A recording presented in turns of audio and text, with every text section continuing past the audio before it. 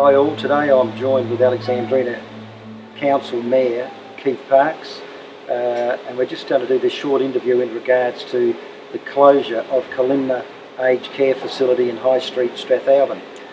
Thanks for joining me, Keith. You're welcome, Peter.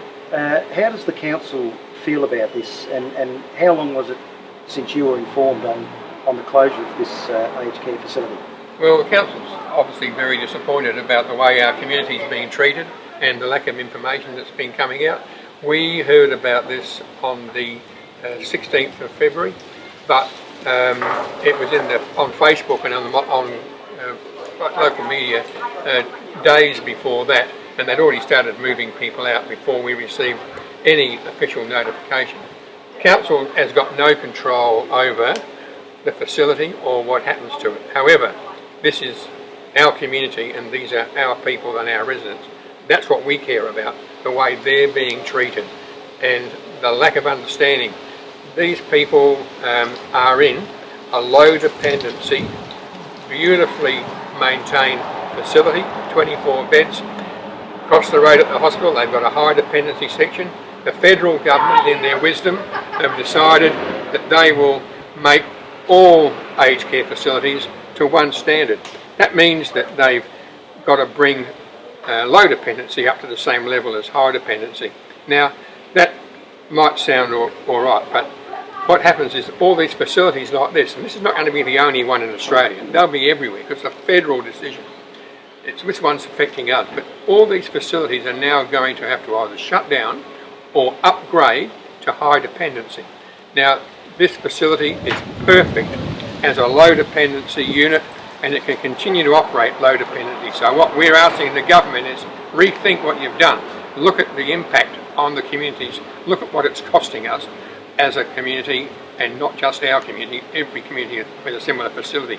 Think about that impact on these residents. These are the aged people. These are the people who have worked, they've slaved, they've struggled, they've built these towns up. They've provided these facilities through their hard work and saving and donations to the community over many years. Now they're in the twilight of their life. They're the most vulnerable and we're treating them like this, and it's a disgrace. It certainly is a disgrace, Keith, and thanks for your support. And that's what this is all about, is supporting these residents that can't speak for themselves. And I've heard too recently that some of the residents, I think about 4, were accepted into Kalimna back in September. So, you know, why were their money taken when this was on the cards? It seems very, very strange what's going on here. There's not enough information. From what I can gather, the information I have, the people paid their money, they moved in, and there was no indication at all that there was a possibility that this facility could close down. In 2014, the place was audited as a low dependency unit and got the big tick of approval. If you look at the building now, you can see brand new air conditioning units on the roof. You can see that this facility has been beautifully maintained. And so why now come and kick people out without any warning? If you want to upgrade the facility, make it a higher dependency, then accommodate the people somewhere while you're upgrading this facility or build them a new one. But, you know, this community's already paid for what they've got. So if you want to change it, federal government, you pay for the new one. Exactly right. And another scary thing too is, Keith, is what's going to happen to the 24-bed licence. I mean, we had a look at Malala, where the licence to the beds were transferred to Morphett Vale. So what's going to happen to the licences here? Well, we don't know. It's got to stay in this town. We're assured by Country Health SA that the 24 bed licences will stay here. However, if there's no facility here for those beds to occupy, what's going to happen to the licences? They're not just going to sit them on the shelf for years and years and years. They're going to go somewhere else. So what we need is an assurance from the government that they are going to build this community a new facility or change the regulations. I think the regulations need to be changed for sure. And just in finishing, Keith, again, thanks very much for the support that you and the council are giving us. And another thing, the aged care facility did a fire drill 3 weeks ago and had those residents out in 3 minutes. That's amazing. Now, those particular apartments have got doors leading straight to outside. Yep. They don't have to go into the passageways or anything like that. Throw them on a blanket, that might sound a bit harsh if things are bad in case of a fire. Drag them out the door. there's no problems at all. Back to low dependency, as you said, and we've got to keep fighting this, and you'll have a lot more to say tonight at the town hall meeting. Well, these people are not disabled. They're not people who are dependent on wheelchairs and things like that to get around. They're mobile people. They are just elderly people who need a little bit of help at this time in their life. Well, they're going to get help, and we're their voice, and thanks very much, Keith. Much appreciated. Hi all. Today I'm joined by Yvette Holdsworth, who has been living in Strathalbyn for many years, who is a very, very concerned resident of Strathalbyn with the closure of Kalimna Aged Care Facility in High Street. What sort of feedback are you getting, Yvette, from the community in regards to this closure? Well, people are very angry, Peter, at what happened, because they haven't been given any notification of it. It's just all happened, and we only found out through it being published in the media 2 weeks before the removal of the last resident, I believe. That is absolutely terrible. People are really angry. The community all up is angry. You know, I heard that the op shop, which you're a part of, has raised a lot of money over the years for the hospital and Kalimna. Yes. You know, how do you feel when you've raised all this money and then all of a sudden, bang, out of the blue, it gets closed? Upset and cross, because we have spent, as you said, a lot of money. I couldn't tell you offhand what it was, but if my memory serves me right, the beds alone cost something like $70,000. Gee. And they're electric beds. What's going to happen to all them? Are they going to remain in the community for the people in the community, the older people? Very good point. And another thing, what's going to happen to the building full stop? Don't know. We don't know. And that's why it's most important that as many as possible come to our town hall meeting tonight. If there's something that you would like to say, that just to get a message across in regards to this, what would it be? I think I would ask why they came to this decision to close the complex for Kalimna Hostel, and why did they not tell the community in advance, so that we may have a community been able to do something to raise funds for any necessary alterations that are supposed to be going on, because I believe that is part of the problem. Well, it seems to me that you run them down and you shut them down. That's not just happening in Strathalbyn, it's happening Australia-wide. And really, the federal government needs to really look at this. And in Kalimna's situation, where they changed the goalpost back in 2014, we need to just put it back to low care. Yes. And put the residents back. That's their home. Yeah. And let's get on with it. And the community will be a lot happier. That's right, I'm sure they would be. Thanks very much, Yvette. Thank you. All the best. Hi all, today I'm joined by Rick Carney, a resident of Strathalbyn. And Rick, like everybody else, is very, very concerned what's happened with our aged care facility in High Street, Kalimna. And Rick, thanks very much for coming along.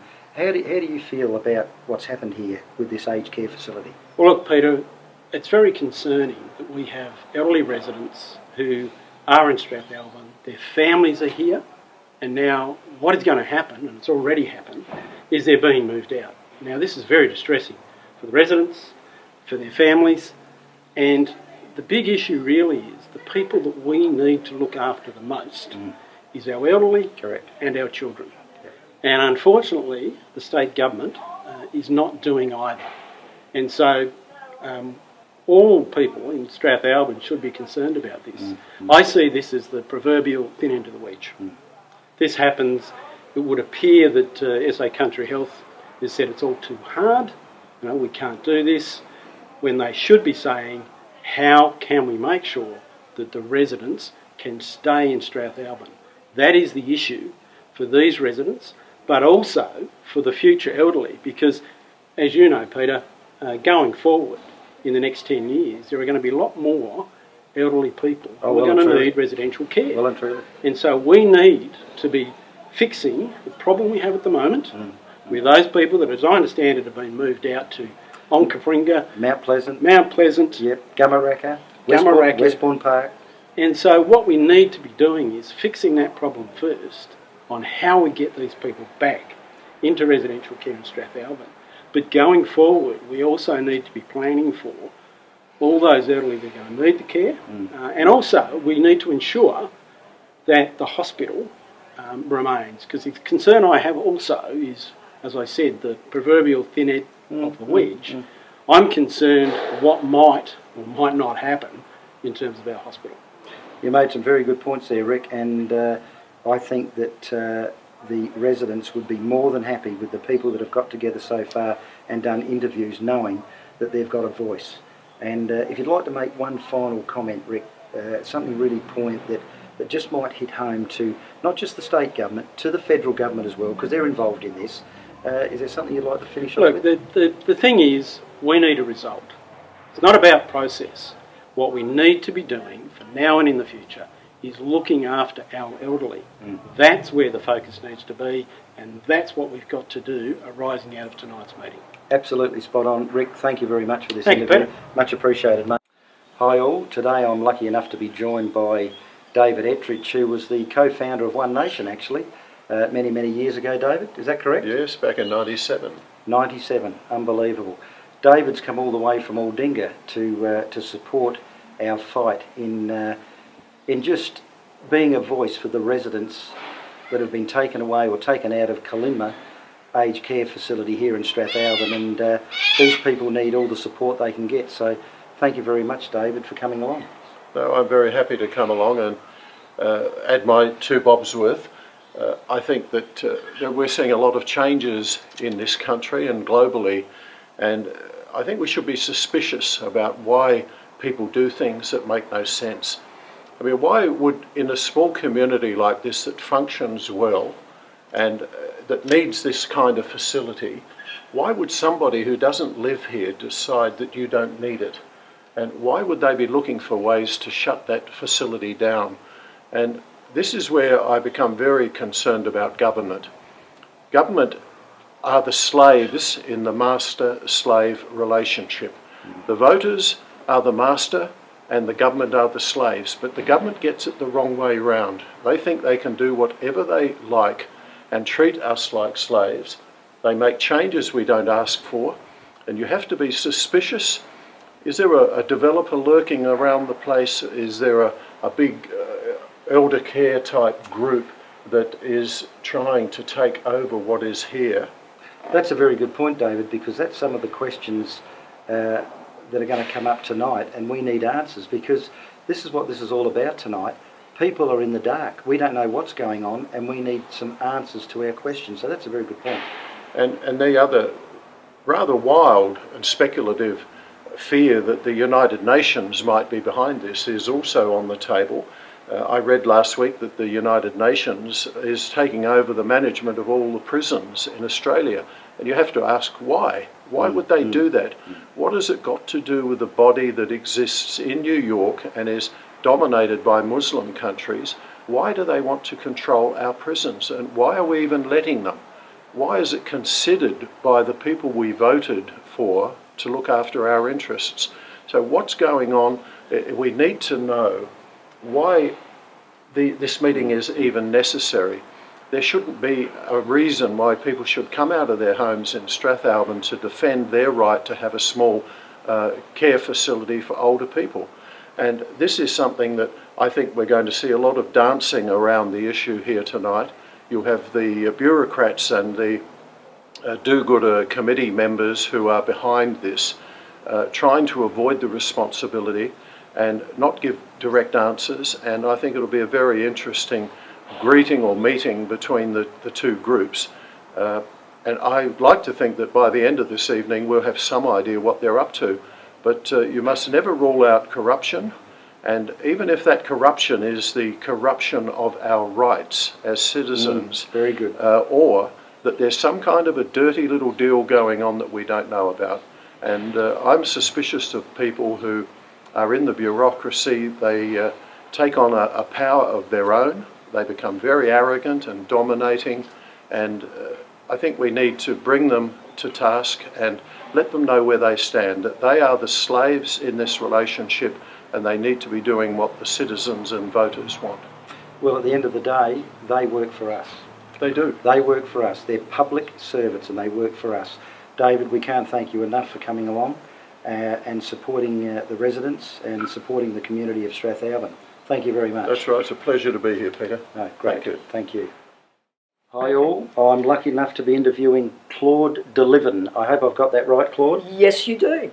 Claude is originally from France, and she is a resident here in Strathalbyn. Is that correct? No, I'm not, but my friend was at the home is. That's good enough, no problems at all. What concerns you, Claude, about the closure of Kalimna?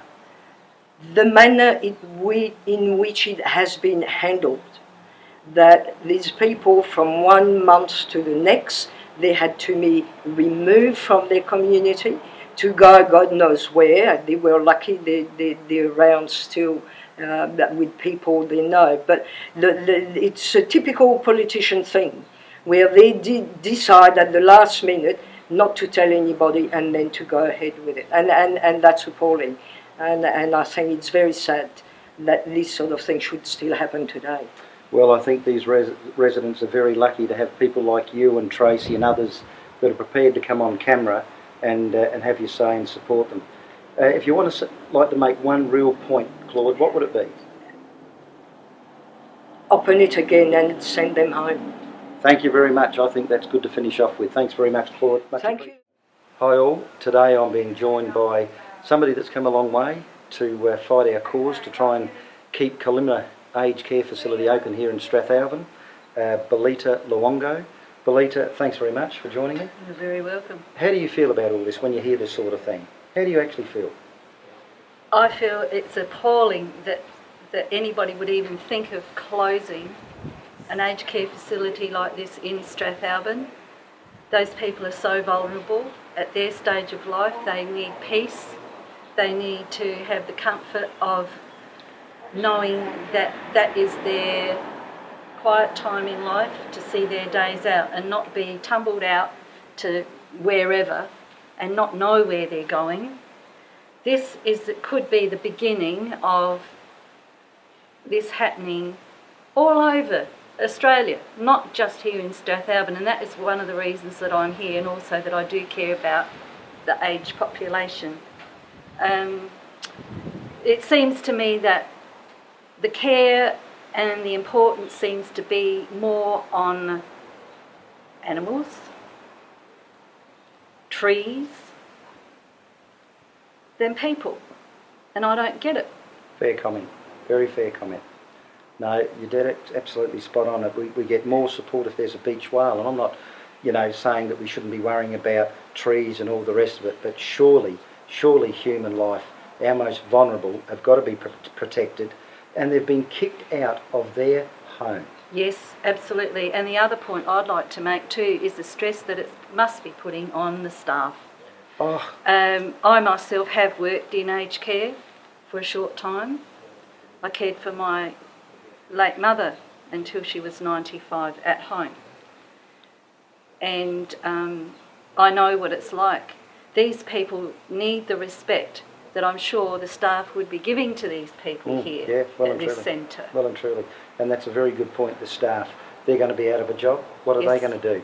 Yeah. I'd just like to make a comment too.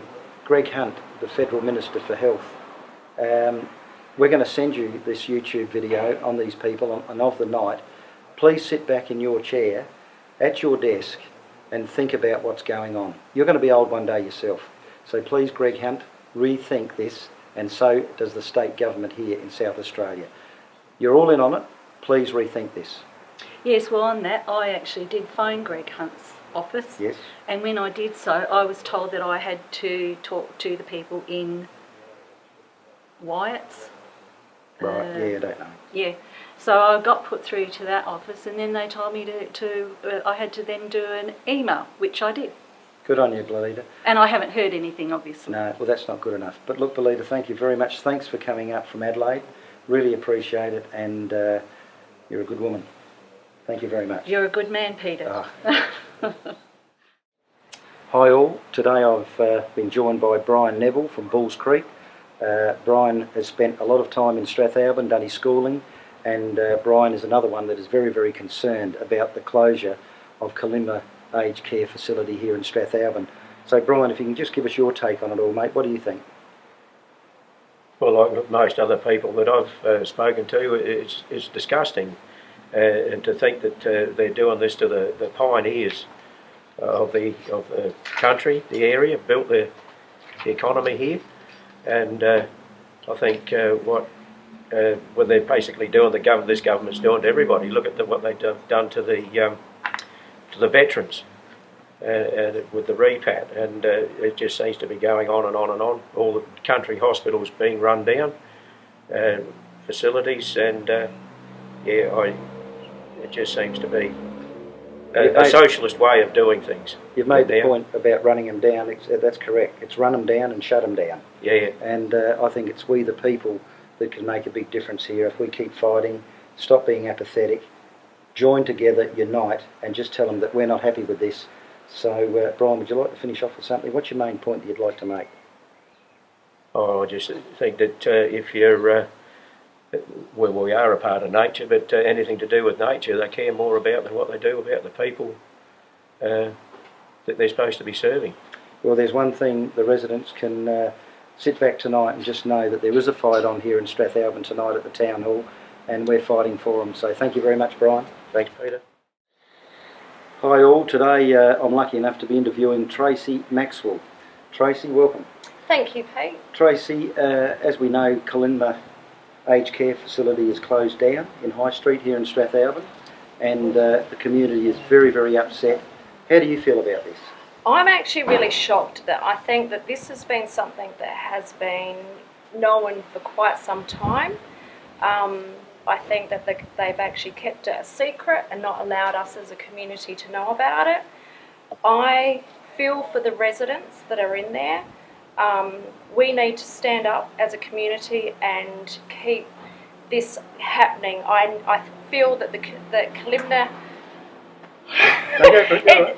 it just is so sad to see that residents that are in there, unless you've actually been into the aged care facilities and seen what's been going on and how they need to be looked after, how they need to be around family, to be taken out of their community is appalling. I think it's bad enough that they've got to go from their home into a different community.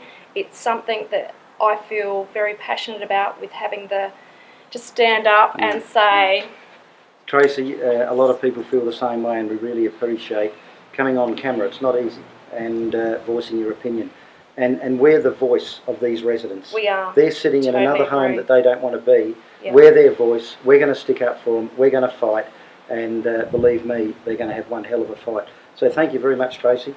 Really appreciate it. Thanks, Pete. Can I just say thank you for what you're doing, because I think that you don't get enough people to stand behind you and say thank you. I honestly applaud what you do for us as a community. Thanks well very done, much. Pete. Thanks very much. Appreciate it. Hi all. I'm lucky enough to be joined by Julie Oliver, who's lived in Strathalbyn all her life. Julie? Yes, I have. Julie, what are you concerned about in regards to this Kalimna closure here in Strathalbyn, this aged care facility? Well, I think that it's an injustice to our elderly people that have lived in this community their whole lives, and they've all had an active role in many different parts of our community, and just to be removed from their home is just an injustice. It certainly is, and also I've heard too, and interviewed a couple of other people in regards to the op shop in High Street, and they've donated a lot of money. And not just the op shop. I used to work at the hospital, and a lot of money used to come when people would pass away, yes. Different things like that. A lot of community money was raised in the early years of the nursing home and yes. Kalimna, yes. that went towards this purpose-built facility for our elderly people of our community. So yeah, a lot of money has come from the community. And I think the biggest point is what's going to happen to the bed licences? Where do they go? What is actually going to happen to this facility? Well, I'm sure it's already a done deal, unfortunately, well, but something's gone under the table that's all been gagged and there's been spoken about. There's been done deals before, and we've changed them around. Well, so hopefully we can. Let's hope that we can really do that. And Julie, I really appreciate you doing this interview. You know, I just have one more thing to say, yes. and I feel that the animals in the zoo are yep. being treated better than our elderly in our community right now. They spend all that money on looking after pandas yes. in the yes. Adelaide Zoo. Very good point. And how much money needs to be spent to fix this problem? It's only a biosafety problem. It can be fixed. Exactly. That is a very, very good point. So that's just my Good opinion. on you, Julie. Thank you very much. Thank you. No worries.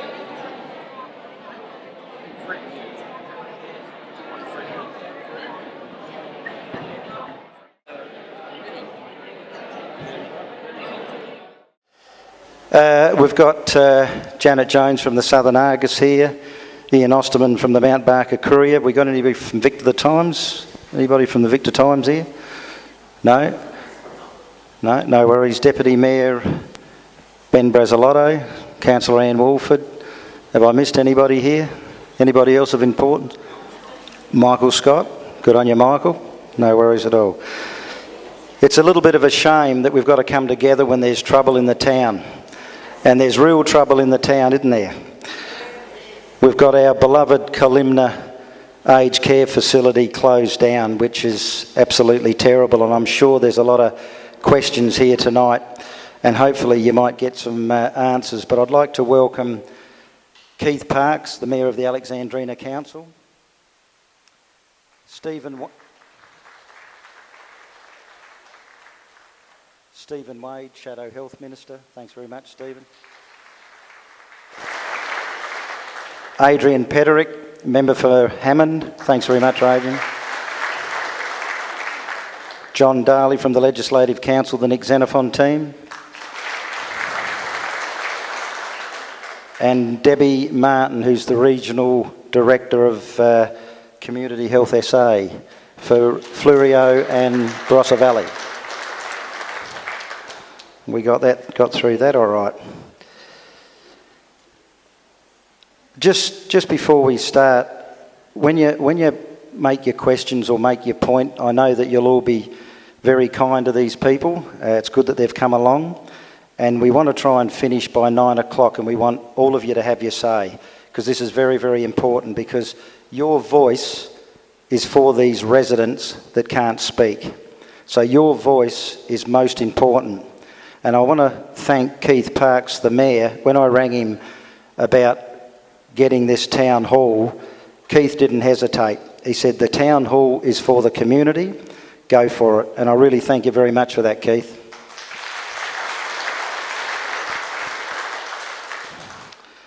Apologies, Corey Bernardi, Rebecca Sharkey, but if there's somebody here from Rebecca Sharkey, what was your name? Genevieve Cooper, wasn't it? Good on you, Genevieve. You don't want to come up and... That's all right. Neither do I. You can take over. Corey Bernardi, apologies. Also, Jack Snelling's office, apologies. Brenton Pope from Aged Care Advocacy Service. So I think we've got enough here tonight to make it an interesting night. So I'd like to ask Deb if you'd like to come up and say a few words. You've got up until 10 minutes, but if you don't want to go that long, that's fine. Here's Debbie Martin.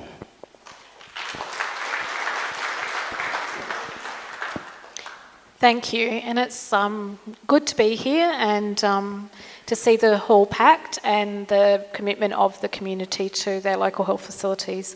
As Peter said, I'm the Regional Director for Barossa Hills Fleurieu, so I look after 11 hospitals around Adelaide and 6 aged care and community health. So that's me. And I just wanted to give you a little bit of background about why we've had to move residents out of Kalimna, and then obviously as the evening progresses there'll be opportunities to ask questions, and I'm really interested to hear your thoughts and answer questions that you might have. Essentially, I wanted to acknowledge right from the very beginning that it's not an easy decision to move residents out of their home. And I completely acknowledge that that is a distressing thing for residents, for their families and for the community as a whole. And I just want to assure you that the decision hasn't been made lightly. The reason why we've had to make that decision is because we've been unable to get a fire certificate for the building. And that's not from any lack of it being maintained or, any fault in the building design. I know it was a building that was, built with collaboration from the community, and it's a beautiful home for people. But it doesn't meet the current fire regulations, and the CFS have been unable to give us a certificate. So as a regional director and a part of Country Health, we've had to make a decision about moving residents out, and it is about residents' safety and just ensuring their safety. of those residents. We're not able, in terms of aged care legislation, to continue to use a facility for aged care without a fire certificate. We've been given time by the Commonwealth to do that in consultation with families, and what we've been trying to do, and people might have different views about how well we've done that, and I'm happy to take on board that feedback, but our intention has been to work with the residents and their families to find them alternate accommodation that is suitable for them and meets their needs of them and their families. And as you may know, all the residents have been moved now from the building into various locations. One of the things that community members asked us at the beginning was some people really didn't want to leave Strathalbyn, and they asked us if we could use the hospital beds for aged care. And I did explain to people that I would have to get permission for that, because you have to get permission from the Commonwealth for particular bed uses. So we did go down that path because that was something residents and families had asked, and have had permission given to us from the Commonwealth to temporarily use some beds in the hospital for aged care. So there are 5 beds that we've been given that permission for, and there are residents in those beds, and the commitment I've given those residents in a written letter is that as soon as beds become available in our 56-bed facility that is on the site, we will move them into those rooms. So that's where we're up to. I'm also aware that we don't have respite at the moment, which probably is a concern for the community. As soon as we are able to open respite beds back up again in the 56-bed facility, we will be doing that. It's certainly on my mind. I understand that would be putting pressure on families, and people would be wanting those beds. So certainly something we will be looking to do as soon as we can.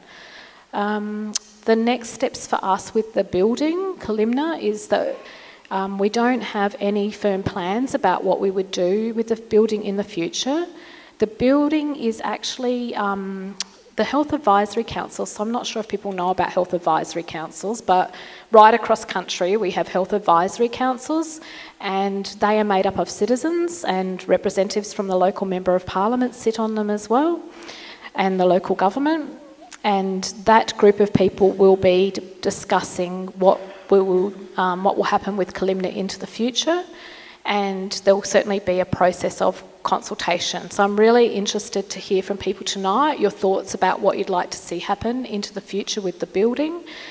We're not able to use it for residential aged care, but there's probably other purposes we could use it for which are health related, and I'll be quite open, and Country Health is quite open to hearing people's views about that. There is no fixed plan about the building. Country Health has asked the Commonwealth if we can retain the 24 bed licences that were in Kalimna, and they have agreed that we can retain them at this point in time, so that we can look if there's some other way that we can use those licences in this community for the benefit of this community. So that's where we're up to at the moment. So I thought I would just give you that overview, and then I'm sure as the meeting progresses you'll get opportunities to ask particular questions. Next, the Honourable John Darley.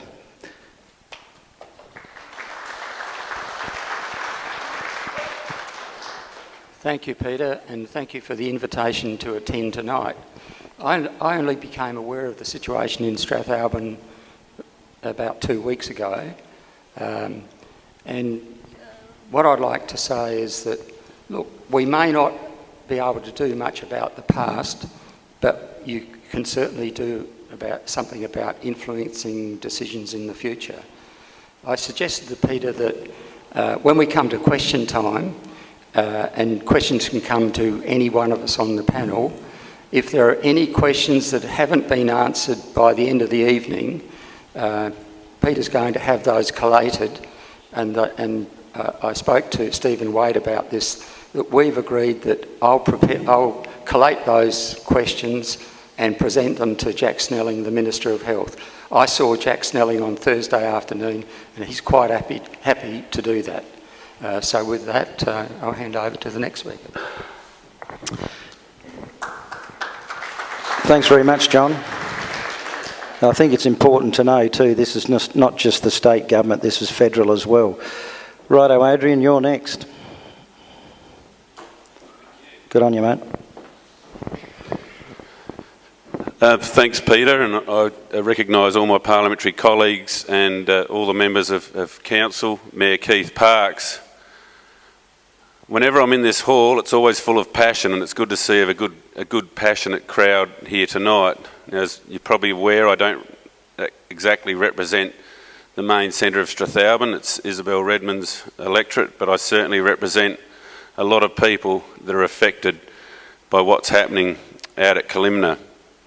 And I think what is distressing is that most of us have only found out about this from January onwards, and this has been on notice since 2014 from the research I've done, when it first became obvious that there were some issues with licensing into the future. So I think there's a lot of questions around why work couldn't have been done in the last few years to perhaps get the building compliant, if at all possible, to get it to that universal standard so it could comply with those vital aged care places into the future.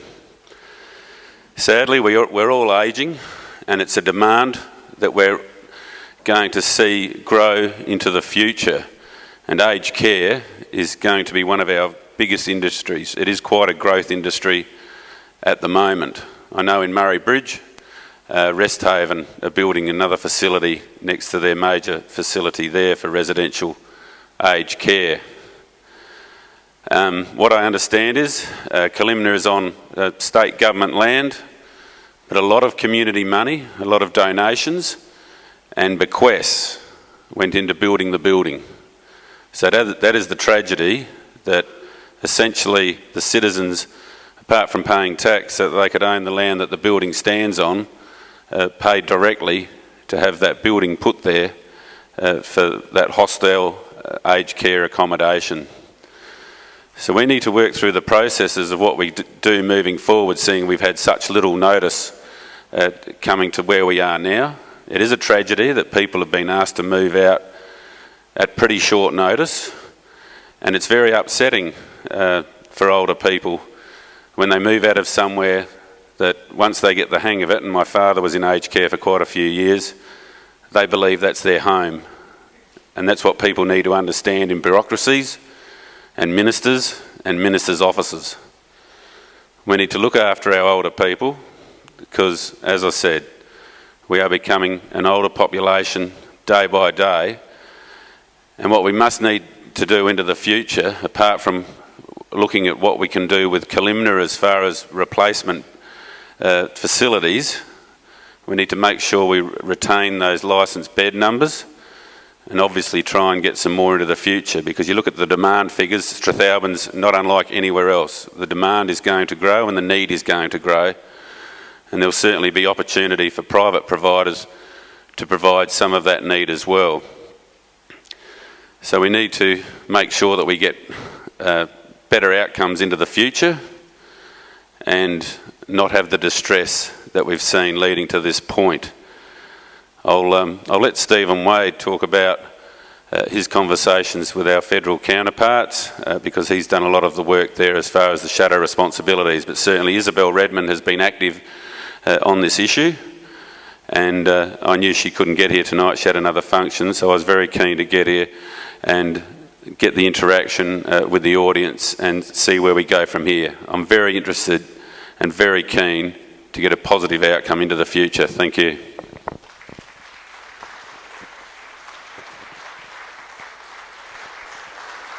Yeah, very well said, Adrian. You hit the nail right on the head. It was their home. Their home. Absolutely spot on. Stephen, you ready? Get on you, mate. Thanks, Peter. Thanks for the opportunity to be with you tonight. I come with a series of concerns and a bundle of questions. I acknowledge the Honourable John Darley, my parliamentary colleague, Adrian Pederick, and as Adrian said, Isabel sends her apologies. Acknowledge Mayor Keith Parkes, Councillors Ben Brasilotto, Anne Wolford, Michael Scott, Deb Martin from Country Health, and John Letts, an SA icon. John doesn't come from this district, but I think that's typical of many South Australians who are concerned about Kalimna. As John said, I don't think we're going to get all the answers tonight, and I thank Deb for being here tonight to perhaps give us some of them, but I think we need to be realistic. I think there's so many questions. I doubt that Deb will be able to answer them tonight, or for that matter, our collective understanding of the issues. So I think it's important for us to, if you like, see this as a work in progress. Let's share the information we've got, bring together the questions that we think need to be answered, and as John said, Minister Snelling has undertaken to give us answers. In terms of, I suppose I've got three big questions. One is, why does Kalimna Hostel have to close? Secondly, why did Kalimna close the way it did? And thirdly, what is the future for Kalimna? The Southern Argus on the 19th of January reported that there was a meeting on Saturday afternoon between residents, community members to get answers to questions about the future of Kalimna. Apparently, there was both SA Health representatives and a representative from the Minister's office at the meeting. The Southern Argus reports that the meeting was told in 2014 the Commonwealth Government changed the rules bundling high and low care hostel residents together, and with Kalimna's passages, among other things, deemed not wide enough to take a bed, the facility no longer has a fire certificate which is necessary for the legal running of the aged care hostel. And certainly with my discussions with parliamentary colleagues, other people have been told that the issue is in relation to the Commonwealth Government changing the rules. I was concerned about that and the fact that the change came so quickly. Why did the rules change so quickly? So I raised it with the Commonwealth Minister, the Office of the Honourable Ken Wyatt. His office advised me, and I quote, the 1st of July 2014 change, removing the low care and high care classifications from the Aged Care Act, did not change the requirements under the accreditation standards. Under the accreditation standards, approved providers must actively work to provide us an environment and safe systems at work that minimise fire, security and emergency risks. The accreditation standards also require that approved providers identify and comply with all relevant state and territory legislation and regulations, including those in relation to the physical environment and safe systems, such as the building code and state and territory fire regulations. And they go on to say, there have been no changes made by the Australian Government that would impact Kalimna Hostel's accreditation. So I think the question for the government is, what are they referring to? What Commonwealth accreditation standards have necessitated the change at Kalimna?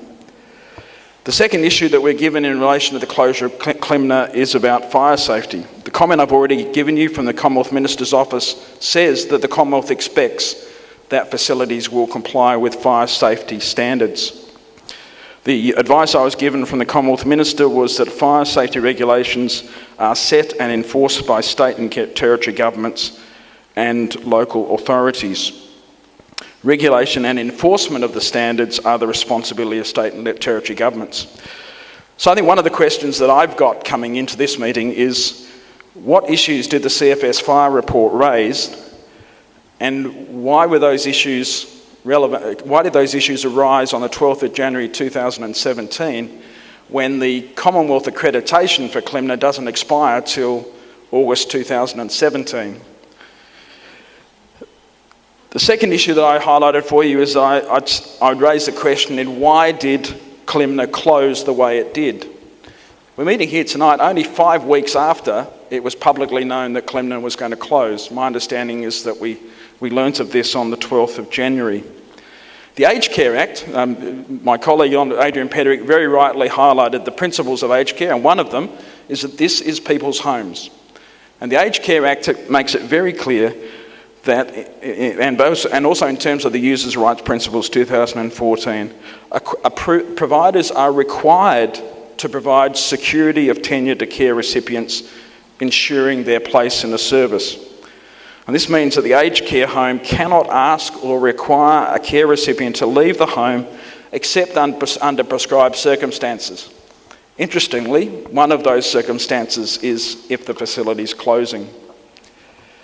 So Kalimna can only close after all the residents have been rehomed in suitable alternative accommodation.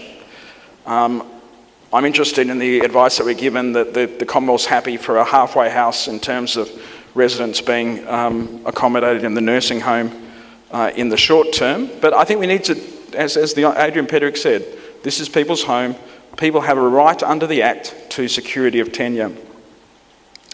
In relation to the fire issues, I'm very concerned that there wasn't consultation with the community, and particularly your representatives. The Health Advisory Council is there to be your bridge between the community and the health services in this area. I understand there was no consultation with the Health Advisory Council, and my understanding is that the Health Advisory Council is yet to formally meet and discuss the future of Kalimna. Let me go on to that then. What is the future of Kalimna? I'd suggest to you that there are two specific issues in relation to the future. One is the future of the bed licences. There are 24 bed licences at Kalimna, and SA Health, as I understand it, SA Health is the holder of those licences. And I'm told that the Commonwealth would allow SA Health to transfer that to another site. Now, Country Health SA is everything that's not, basically everything south of Gawler, north of Sellex Beach and east of the toll gate. So Country Health could move it, as I understand it, anywhere in their region. They'd need to, as I understand it, seek the consent of the Commonwealth. But as far as I know, there is nothing requiring Country Health to keep those beds in this area.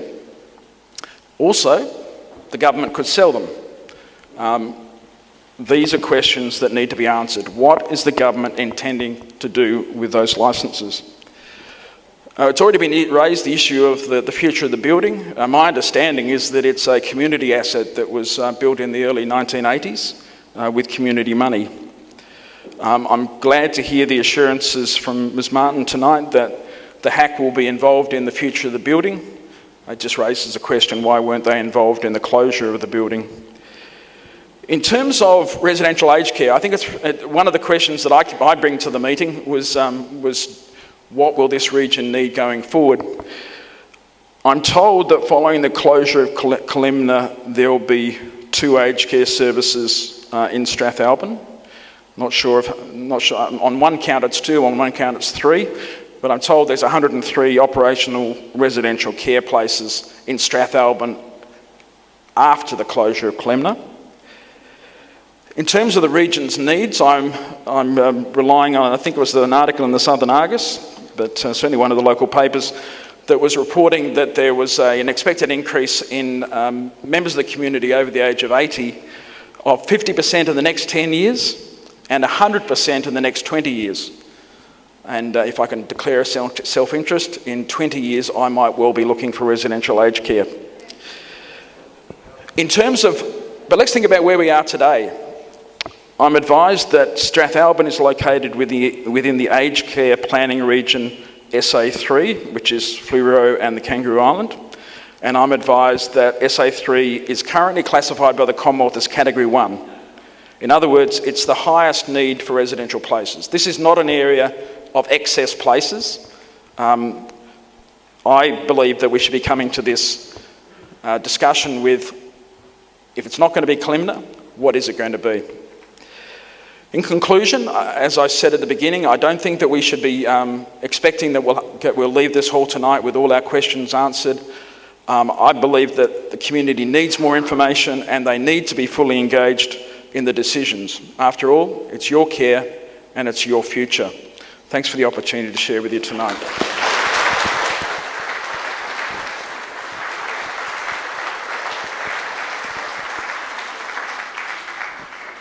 Thanks very much, Stephen. He put a bit of effort into that. Good on you. I think it's important to know too that it's not just Kalimna here in Strathalbyn. This is happening all over Australia. And if we have a look what happened at Malala with the hospital there, and that was turned into more or less aged care, and 52 staff were put off. that aged care facility put $2 million a year into the local economy, and that bed licence was sold to Morphett Vale Aged Care.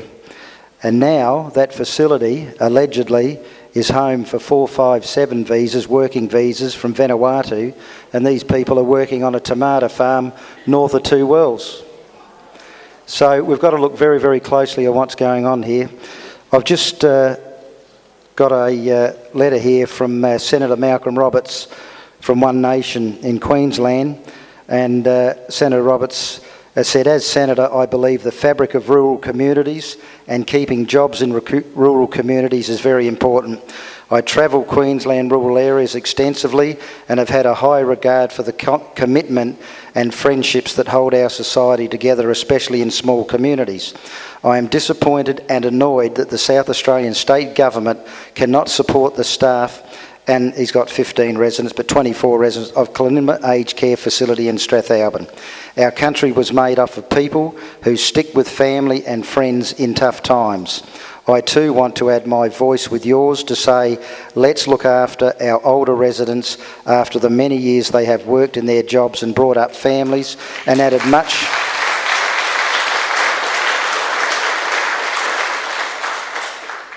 much to our nation. I support your desire to continue to live in your community, and I call on both the SA and federal governments to show some compassion and smarter budget decisions so the facility can be kept open. Thank you very much, Senator Malcolm Roberts.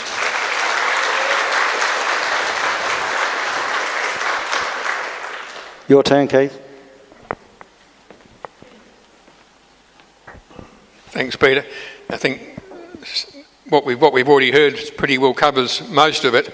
I think you realise that as a council, local government, we don't really have any jurisdiction or much control over what's happening in this particular situation. We've got to rely on state and federal governments to listen to our voice, and we're certainly doing that. We've written to Minister Stelling, we've written to Ken Wade, the Federal Minister for Aged Care. Like you, we are extremely disappointed. I found out about Kalimna the 16th of January, 2 days after I read it on Facebook. And we're the local government body that represents you, and we weren't even told what was going on.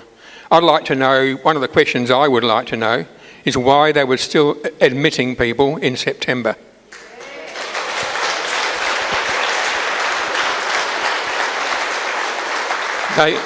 They knew at that stage what was going on. You can't tell me they didn't. Our concern is for you people and our community. That's what we care about. We want that facility back opened. We understand, from what I've heard this evening and from what I've understood so far, it was closed because of fire risk problems associated with high dependency. It is a low dependency facility in perfect condition.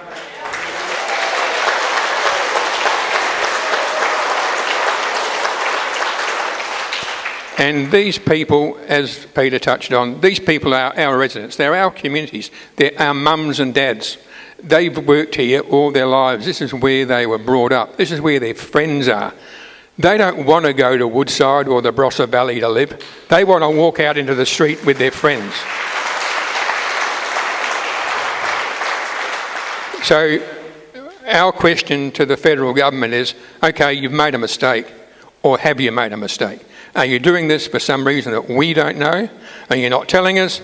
Or have you made a mistake? You can fix that mistake by reclassifying Kalimna as a low care facility, allow the people to go back to their home where they live, and if it needs some additional work done in the future, find the money and start doing it, because our community's already paid for it and we've built it and we want to keep it.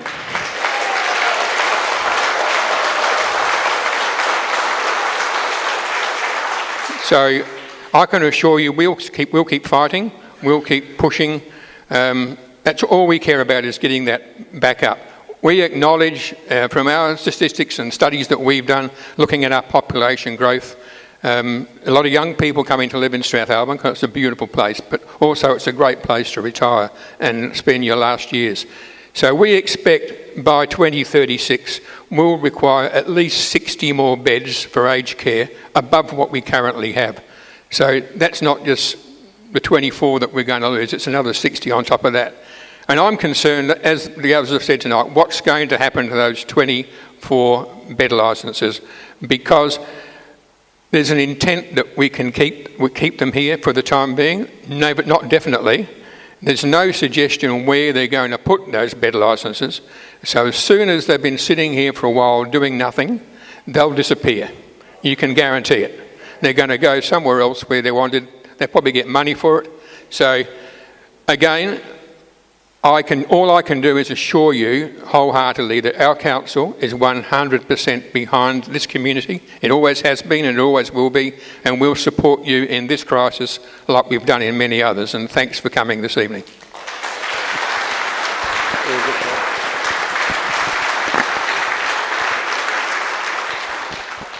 You just about got a standing ovation there. Nice to see we got a mayor with some, excuse this ladies, but nice to see we got a mayor with some balls. Good on you.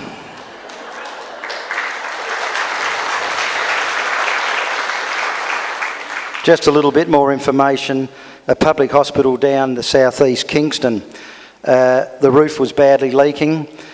Many requests to fix the leaking roof, ignored by the state government, and a private donator come along and spent $900,000 to fix that roof. Otherwise that place would have closed. So it seems to be the government wants to trash these places and shut them down. Well, they're not going to shut this place down, I can tell you. We're going to fight.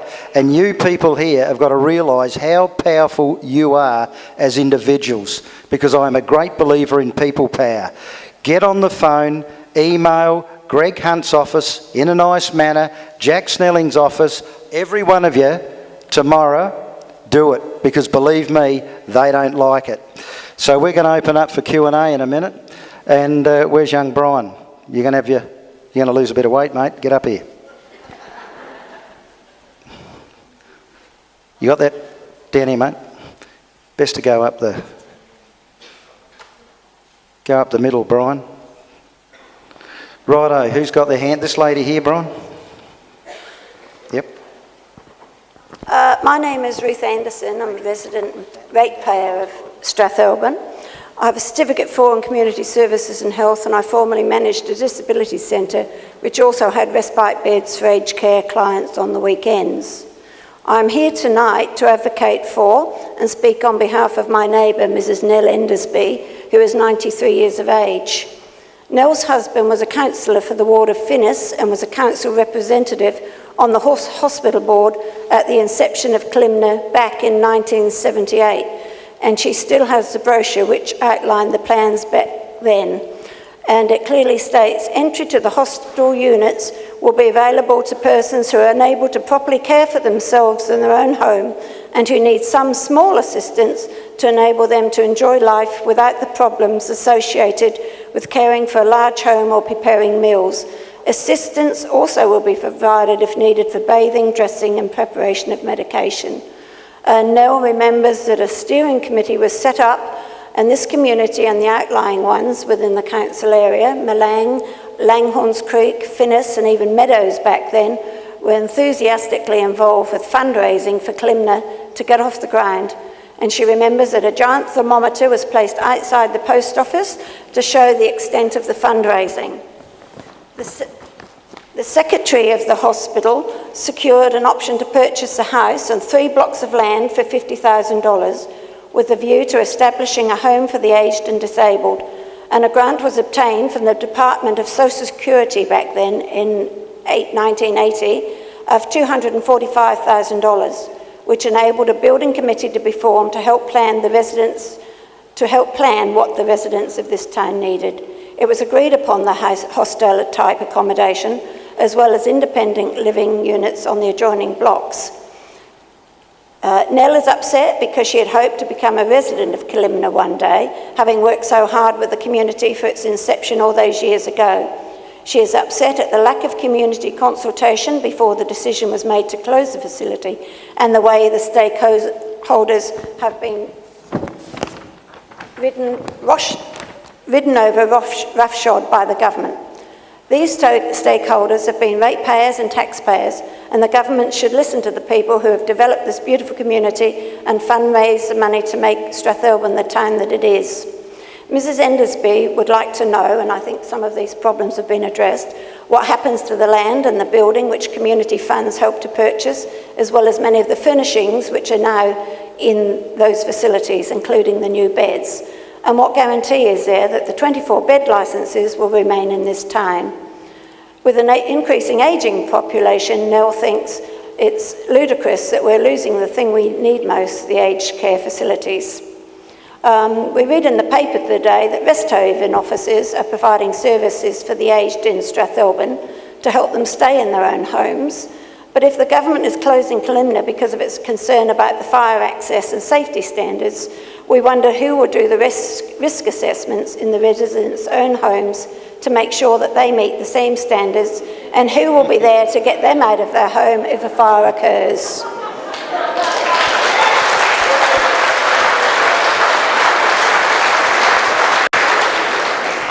A while ago now, I went with the ambulance office to find that Nell had actually fallen in her own home and had fractured her thigh. She had a medic alert type button around her neck, and fortunately the ambulance was there in minutes. After a long hospital stay, Nell was luckily allowed home, and now she receives a few hours help with cleaning. However, although now only a young 93, Nell was looking forward one day to the excellent services and facilities that Kalimna provides. We think that aged people in this community have a basic human right to stay within their own community. Thank you.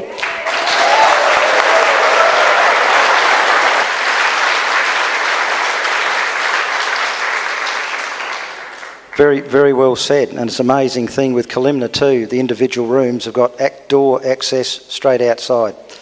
Straight outside. So you could put somebody on a blanket and drag them straight out. And they did a fire drill 3 weeks ago, and they had the residents out in 3 minutes. Would anybody like to respond?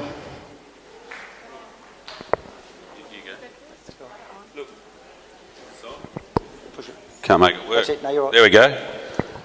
Look, I absolutely agree with what you said, and when you talk about home and community care services, which are absolutely valuable services for people that can stay in their own home as long as they can, but you hit a very good point. Is the CFS going to do an analysis of everyone's private home? I don't think so.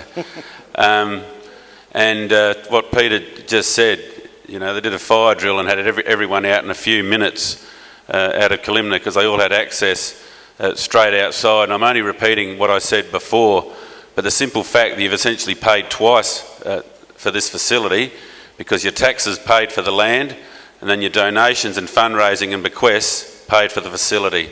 And that's the real shame.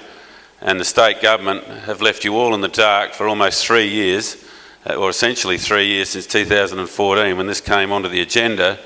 And there should have been a far better communication process through the HAC and through the locals, so that better, if anything had to change, better forward planning decisions could have been made, or the best result could have been, well, let's work on making the building so it is CFS compliant, so we can keep people in their homes.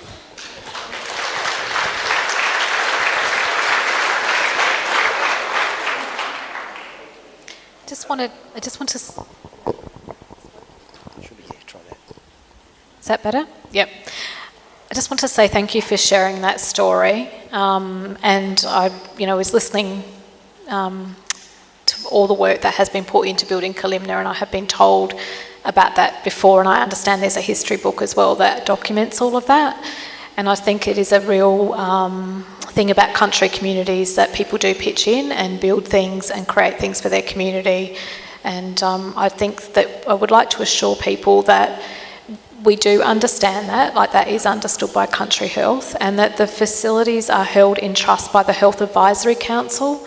So the Hills Area Health Advisory Council that covers Strathalbyn as well as Mount Barker and Gumaraka and Mount Pleasant, they do hold that facility in trust for the community. So whatever happens with that facility will be discussed by the Health Advisory Council. They have started to have some conversation, and so please be assured that whatever happens with that building does need to be discussed with the Health Advisory Council, and as your advocates, they will be talking to you about that. So I just want you to be assured that that won't be lost to your community. Let's just hope there's a little bit more consultation than what's happened with Kalimna. Jenny Sandico, I live here in Strath and I love it to bits. And I am here on behalf of my husband and I, and the residents that have been shafted, and all the senior citizens that might need that facility very soon. I have one question about something that hasn't been addressed. At the meeting on the 15th of January, when Debbie was there and Justine O'Connell from Jack Snelling's office, when the people would not accept the fire risk and everybody there rolled their eyes and poo-pooed it, Justine said there was an engineer's report saying that the building could not be brought up to the standard needed for that fire certificate. Now, one of the families asked for a copy of that engineer's report and they were denied it. Can somebody from Mr. Snelling's office please see that we get that engineer's report? Thank you.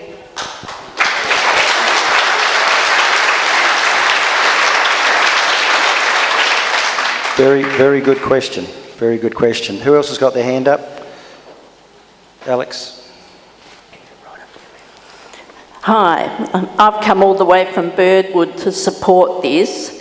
I think this country is losing its moral compass, quite frankly.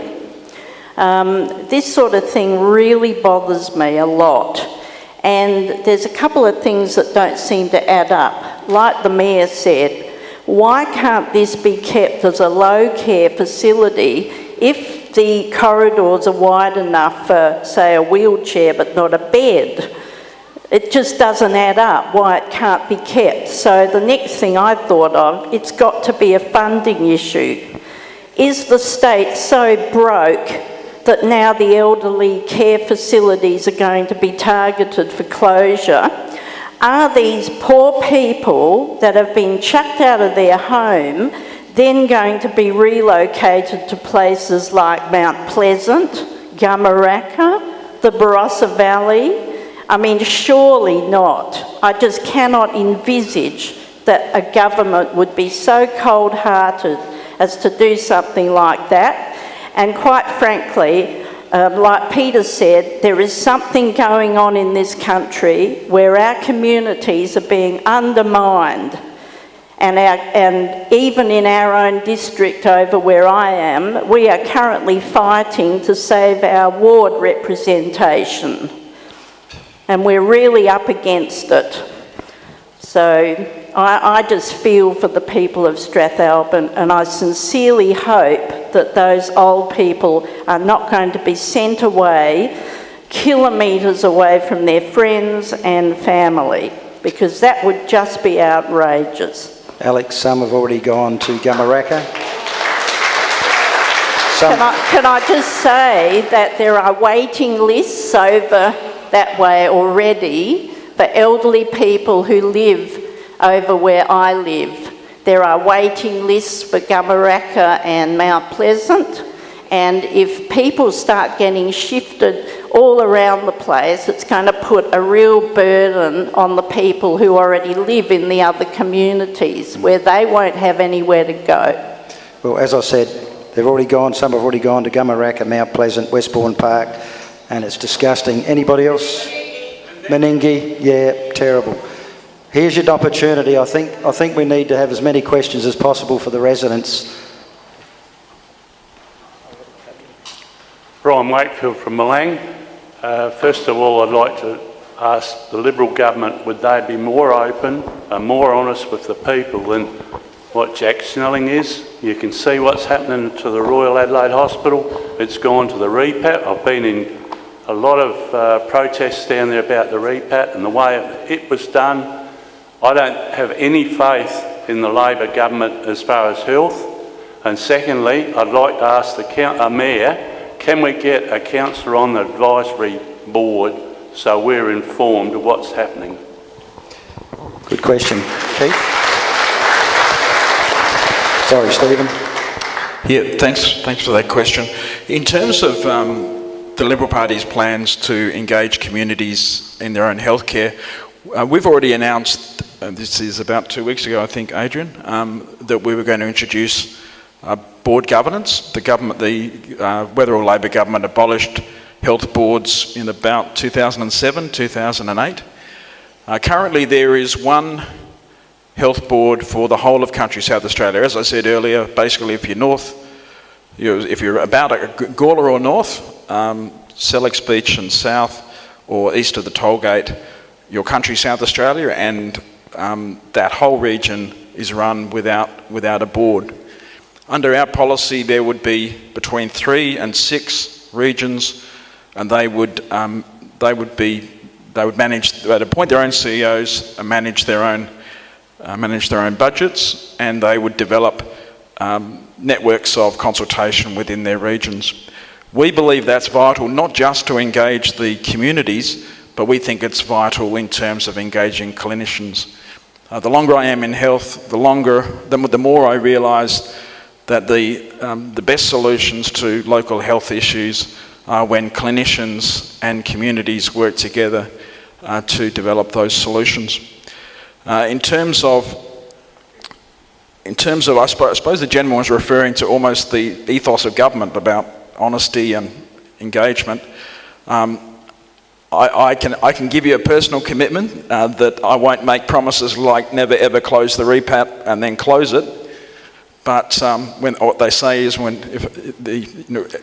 suppose it's almost tautologous. If I'm going to tell you that I'll never break a promise, you won't believe me anyway. But I can assure you that I am as disturbed as you are at the repeated broken promises by the Weatherall Labor government.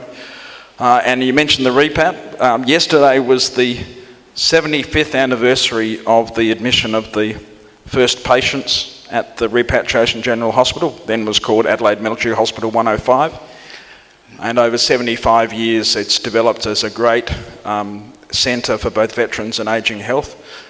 I don't believe that we can do without that expertise and care, and I also don't believe that the southern region will cope losing those hundreds of beds. No, well said, Stephen. And this government's totally ignored 120,000 signatures on petition, and that is absolutely disgusting. Keith, did you want to make a comment? Yeah, I mean, all we can do, Brian, is we can request through the local government association that they lobby these boards for council representation, and we would probably suggest that we would do it as a regional representation. So we've got Southern and Hills Local Government Association, so it would come through that sub-board of the LGA. But I'm more than happy to put that on Friday at Kangaroo Island. I'm at a Southern Hills meeting, and I'll put that to that board. Good on you, Keith. If you don't mind standing up, do you mind standing up? Oh, sorry. Just hang on a minute. Deb? Sorry, I just want to provide a little bit of information that the Health Advisory Council has actually got a representative from local government that has been chosen by the councils.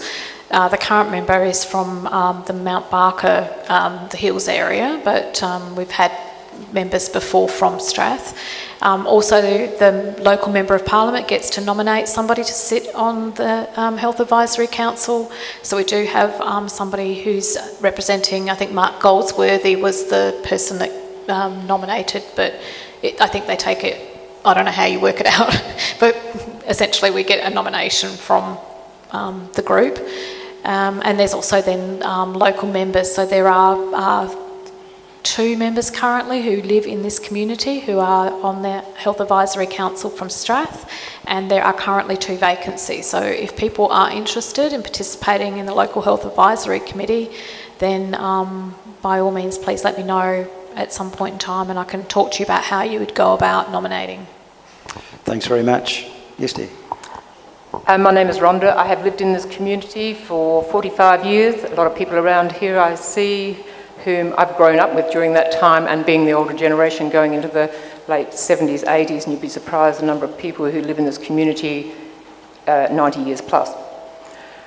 I was here when they put the barometer down at the post office, and we all were watching avidly to see it go up day by day for this Kalimna. It became a wonderful benefit to all people concerned in this region, and a lot of people come here in retirement from all over Australia. And coming here in retirement, they do not have families in this community, but they have friends. They went into the community, made their way through their interests, and when it needed be, ended up in Kalimna. They have visitors then from friends they have made in this community. Now this has happened, which I think is absolutely appalling. It's the most dreadful thing I've seen in my 45 years of living here. The people now have been thrust out of the community. If they've had no family here, you think, oh, well, you know, they'll move on somewhere else. But this was home to them. And those that have gone into other homes don't know anybody. And in your older age, to get to know someone else is extremely difficult, because you've lost the thread of your life through your experiences through your life. I've now also heard in the street that the community, the Kalimna, is going to be used for a refugee home. I would like to know what you think about that, or what you honestly know about that. Thank you. Thank you very much. Would somebody like to...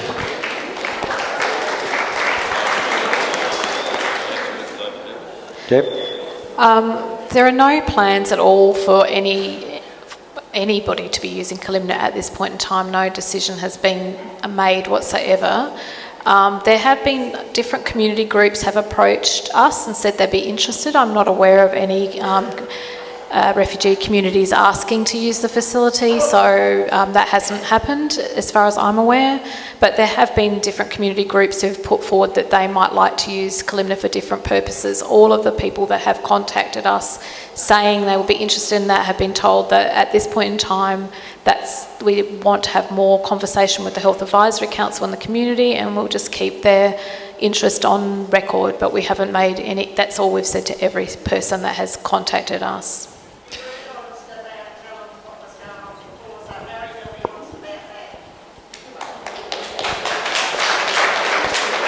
And is Kalimna going to be brought up to fire standards with any community that goes in there, or whoever goes in there? Because if there's a fire, are they going to be able to get out any quicker than 3 minutes? The building can't be used at all for residential aged care or for any type of care, any type of living arrangement where care is required. That has been quite clear from the CFS that they won't issue a fire certificate for anybody to use the building where care is required, and at this point in time. Keith? Interesting point there was that other groups might be able to use it. It's a low dependency unit. The people in there can walk. So can other people that go in there. So if the people that have been living there can walk and can't stay there, nobody else can go there. Exactly right. Open? You're right. Who else we got, Brian? My name is Brenton Jones, and I have a mother-in-law who is a resident. She's a very sprightly 93-year-old, probably sharper than what I am, but she has been extremely distressed over this whole episode. The fact that, as has already been said, that the decision was made so quickly and without any consultation was just, completely beyond belief. Since then, some of the things that have been happening, and we've been right in the grassroots of it, it's just been incredible. There's just been so much deceit, so many lies. And I'm not saying pointing the finger at anybody, but through my career, I only work on facts. There has been lies, there's been incredible deceit, and and the lack of compassion. In the last move, that these residents moved over to the hospital, it was decided that they would be moving last Friday. Now that was without, and it was said that there was consultation, and that the residents did say, we're going to have to go anyhow, so we'll go on Friday. That is not correct. It's an absolute lie. And in fact, I could almost go to the stage of going back and getting affidavits in that regards. We were away on holidays, as were several other family members from different residents, and we personally asked and begged that it be delayed until Monday so that we could actually help those residents move over to the hospital. It was, we were then advised, yes, we'll delay that till Monday. And within a short time, we got a message was handed down to, or from whoever, a hierarchy, said, no, the rosters have been made, the decision's made, you're moving on Friday. Now, my mother-in-law, I've only ever seen her be really upset or cry several times. One was when her husband died, one was when her son was killed, and it was, I have it in good report that the last time was when these people shifted her out. So where's the compassion? How can they keep on doing this without any repercussions or ramifications? As I said, I'm not pointing the finger at an individual, but somewhere on the line is telling lies and, to put it plainly, talking bullshit. Thanks very much. I'd just like to make one more quote, and those who read the paper, and I think it is really quite poignant, and it was in today's paper. It was, oh, what a tangled web we weave when we practice to deceive. And I think that's really poignant. Thanks, Adrian. Look, absolutely agree with what you've said. And I'm currently on the Social Development Committee, and we're looking at a reference into country health. And I tell you what, this decision wasn't made in December, it wasn't made in January. I believe it was probably made way back in 2014. Exactly. And one thing that dismays me, coming off the land and working for myself, and I've also worked for plenty of other people, is the amount of bureaucracy that goes on at all levels of government. And the only time the Wetherill Labor government have done anything in a day is when they wanted to fund their own anti-federal government campaign, and they approved that in a day. And that didn't happen here. They did that for their own political benefit, where they put out a community grant in one day. The application went in the morning, and by the afternoon it was approved, $757,000. But that certainly didn't happen here. This would have been in the planning, and I reflect on what happened.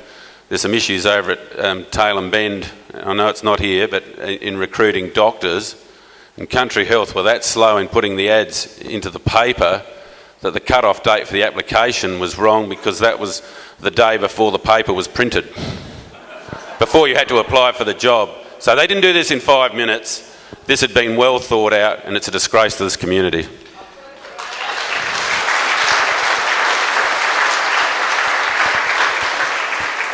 You're spot on there, Adrian, absolutely spot on. Who we got, Brian? Yeah, you got me, Peter. Good on you, Rick Rick. Carney, resident. I acknowledge Keith Parks, Stephen Wade, Adrian Pedrick and John Darley.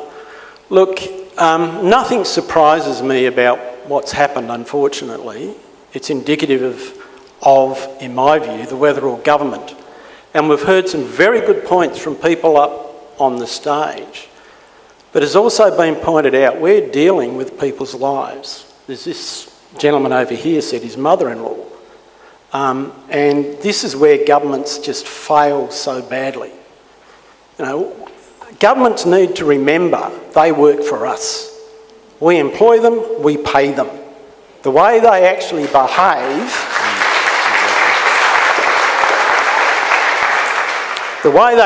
you would think we owe them a living. And I hear the governments, both federal and state, say the age of entitlement is over. Yeah, it may be over for us common people, but it's not over for politicians. Current people up here, I exclude them. But look, I think there's some great points tonight, and it's great to see the hall here. And thank you, Peter, for again organising this. I think you deserve that recognition.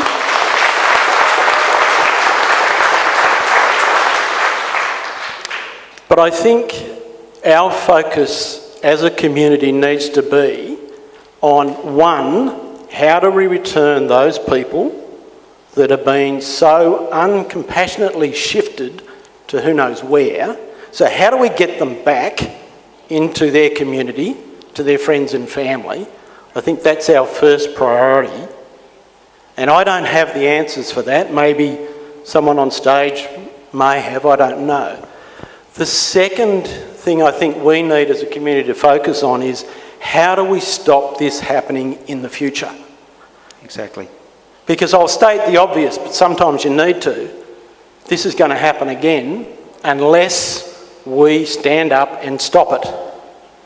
So the second thing is how do we stop that happening? Because you've heard tonight, you know, we're all in an ageing community and there's going to be more and more need for aged care. The other concern I have, and I have no evidence to this, is about our hospital. Exactly. Because Jack Snelling says, oh sorry, Jack's not here, is he? I believe he's out trying to find the safest seat he can to be re-elected, so that's his apology. But look, Jack keeps telling us he's transforming health. My response to that is he's trashing health. He is not transforming it.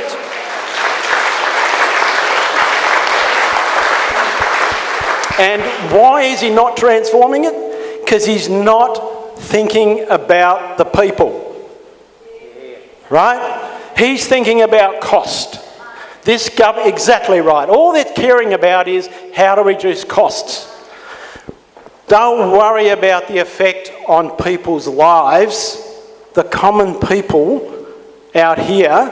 And the other thing is it shouldn't be the South Australian government, it should be the Adelaide government, because regions, you know, the other thing is, I don't know whether you're invited, but I would have liked to have seen Jeff Brock here, who's the Minister for Regions, because Strath may only be 45 minutes out of Adelaide, but we are still a regional community.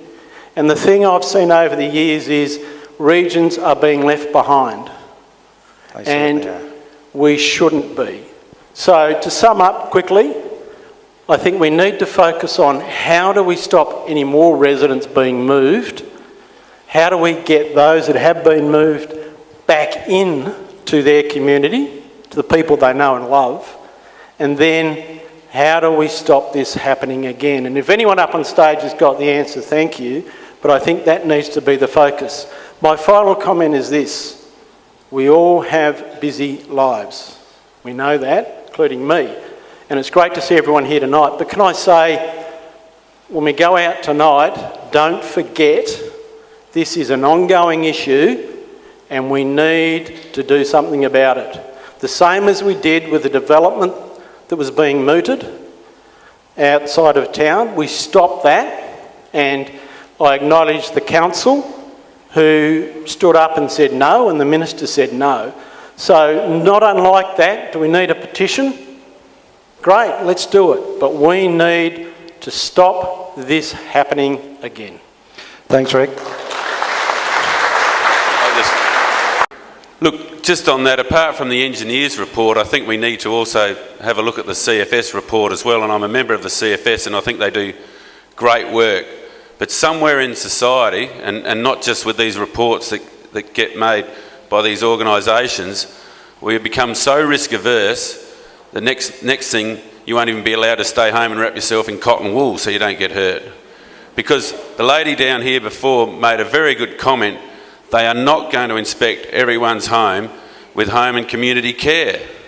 And for that sake, if it was a CFS issue, they'd have to inspect everyone's home because they can all light up. So I think there needs to be a far bigger conversation. We need to see those reports, both those reports, and work out a way that we can make society function as a whole, not just with aged care.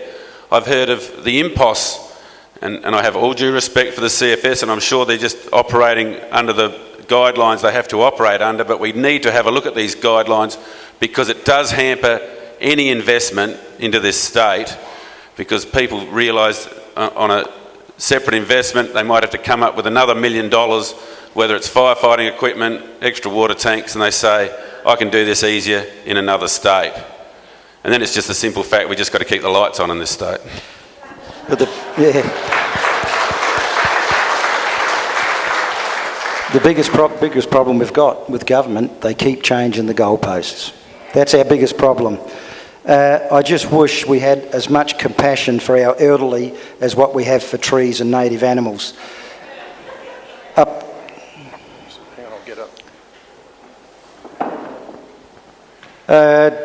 G'day David. David Ettridge, co-founder of One Nation. You've snuck across from Aldinga. I flew in from Washington. Good on you, David. Thanks for coming. I've been listening to this. What we're dealing with, I think, tonight are the consequences of very bad, dodgy government decisions. The whole thing's been a cover-up of the truth. I think these bed licences are probably worth $1 million each, and they're going to be sold to somebody for that sort of money. If my memory serves me, elderly people are now having to sell their homes to go into these sort of facilities, which means that people are paying huge sums of money for those beds. And that means those bed licences are very valuable. And the one thing we haven't heard, and perhaps Deb Martin can explain to us, how will those licences change hands and at what price? Good question, David.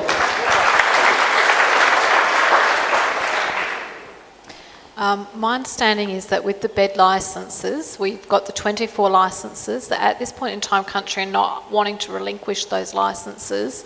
If we were wanting to relinquish those licences, then that would be a matter for the Commonwealth and State to have the conversation about. We don't pay for those licences, they're allocated to us, they're allocated to the region, so country would need to use those licences within the region that has been allocated. That's the, that's how it works, and if we don't use those licences, it's my understanding they would have to be reallocated within the region.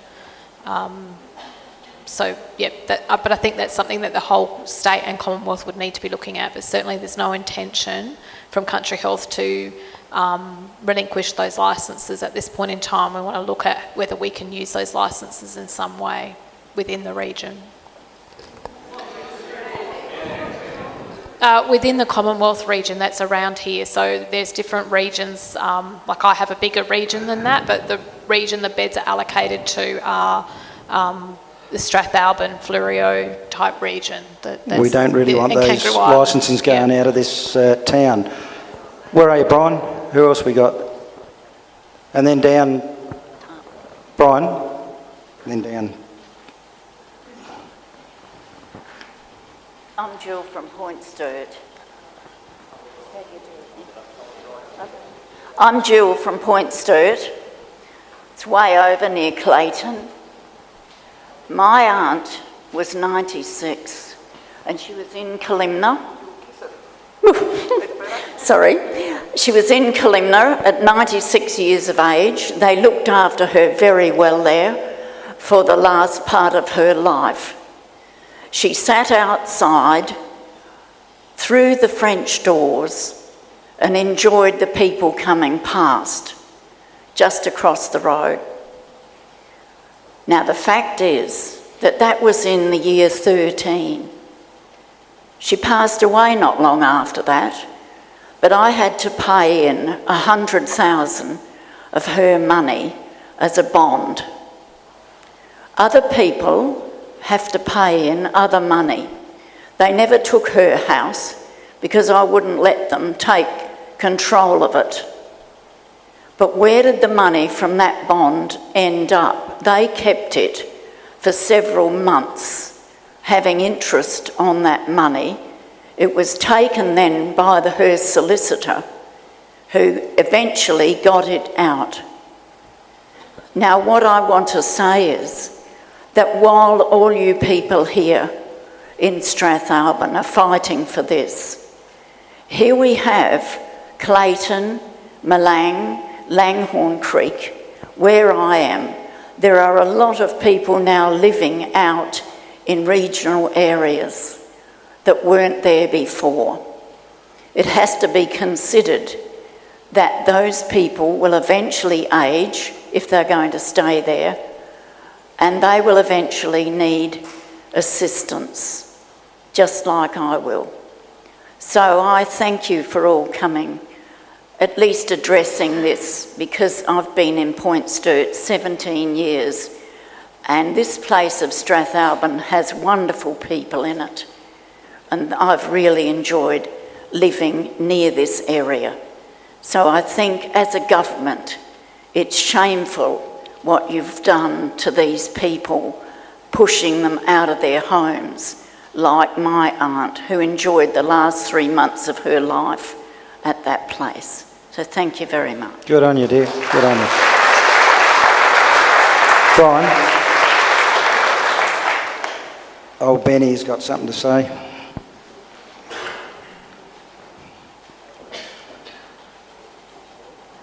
Hello, and thank you, Peter, and invited guests, and everyone that's spoken tonight. I'm Ben Brasilotto, and I'll just preface my remarks that I'm not, these are my own personal views, not the views of Alexandrina Council, who've been well represented tonight by our Mayor Keith Parks. It is a very hurtful experience, and whilst I'd like to believe evidently I'm a young person, it is inevitable that we will age. And this is my town, I'm a resident here, I regard it as the town that I grew up in. In fact, I can recall the thermometer on the post office. I can recall wanting to grow high enough that I might be able to jump and reach the mark as it escalated up the building. I'm still waiting to grow. The concern for me is the rich heritage that Kalimna has that we've heard tonight. We understand there was a bequest. We know that we put funds into it as a community. We know that multiple Strathalbyn hospital boards championed it, sought state, federal funding. My understanding is that also at that time the Strathalbyn District Council also put in grant money. In more recent times, we have had levels of representation when it comes to health advisory. That hasn't been me. More recently, it's been Councillor Anne Wolford, who I acknowledge at the front here, no longer serving on the Health Advisory Committee, however, has seen transformations that have been before transforming health. And my view is, like many others, it hasn't been transformed in the right direction or in the right way. And we are all here tonight because I think we feel that and know that. I would like to also take this opportunity to acknowledge Gwenda Knights is an apology. I should have let Peter know this beforehand. Gwenda Knights is one of our current advisory committee members, and she's recently experiencing some illness, and so she's an apology. She only recently got back into our town having had a holiday, and she was somewhat shocked. I won't verbal her or quote her second hand, but needless to say, it even came as news to her that there was a public meeting. Now, that's no fault of hers. I think it's just a further reflection of the fact that this has, as far as people on the street, people in the town, the residents of Kalimna, this has come as a disturbing and hurtful shock. And my personal concern is that the 24 aged care beds may completely disappear. I appreciate the words from our speakers tonight from SA Health, who have said the intent is to maintain the licensing in the region. Well, unless that region shrinks right down to be Strathalbyn and the Lake Plains, and the areas that we know have currently well, not currently, they are currently served by the Strathalbyn Aged Care District Health Service, but they're no longer currently served by Kalimna, but they were. and it's my view that they need to be maintained in some shape or form. I do have a question, and I'll be quiet now. I know our Mayor has a lot of trouble keeping me quiet at times. He does a good job of it. What I will ask is quite simply, we haven't been able to see the structural report regarding Kalimna. My understanding is that very few of us have been entitled or privileged to see the CFS or the fire and safety audit or whatever it might be called. But if there is a decision on the basis of the fact that the facility, it's not viable to upgrade it to meet whatever regulatory requirement there is, I want to know what that dollar figure is. Because we know what it takes to raise that money. We've done it before. Exactly.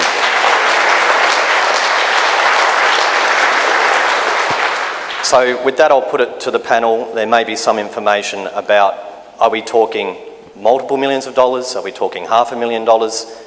I regret that it has to be quoted in those ways, in my view, because in my time in local government, I've quickly learnt that not much happens without there being lots of zeros attached. And I'm very mindful, of course, that they're not my zeros, they're our zeros attached. So I put that, do we know how much it would cost if we were going to bring Kalimna up to the regulatory standard required by federal accreditation?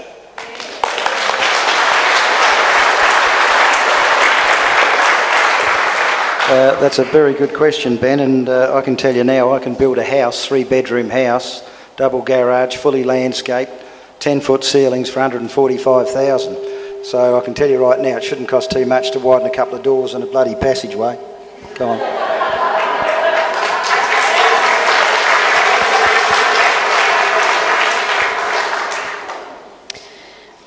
The information that we've had is that because of the structure of the building, that we aren't able to widen the corridors because the walls that you would need to shift are structural walls. So it's my understanding that it's not about an amount of money, it's about the actual structure of the building. Most of the other things in the CFS... Just hang on a minute, let Deb have a say. The other items in the CFS report, for example, fire sprinklers and things like that, Country had put money aside to do. But when we got the final information about the corridors, that we can't actually move those corridors because of the structure, that is the issue. So it's my understanding that it's not actually about a matter of money, it's about the structure of the building. You mentioned sprinklers. Is there sprinklers in Kalimna? No. So I don't know if this is true, but I heard that there was money put aside for a sprinkler system. What happened to that money?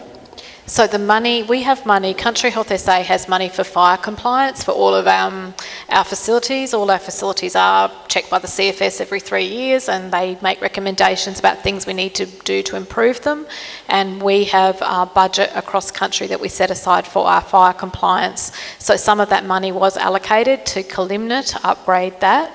But when we found that we weren't able to fix the building, we wouldn't have got a fire certificate, that money would get reused in another country town for their fire compliance, because if we were to... so I think that it's not that Country hasn't set aside money to try and address the issues, but at the point in time when we realised that even if we did that, we would still not be able to get a fire certificate, that's why that hasn't been done. The crux of the matter, as my understanding, I'm not an engineer, but the crux of the matter is we're not able to widen the corridors because of the structure, and the requirement is that we need to be able to move people out horizontally on a bed. Now, I understand what you're saying, that we always have low... I understand that we always put people over there that are low care, like we don't have anybody over there that needs to be moved out on a bed. That's true. And we've always, like Kalimna has always been used for low care for people who are able to ambulate and leave the building, but that's the requirement that we need to meet. Why not just widen the doors, just the doors that are already from the room straight outside?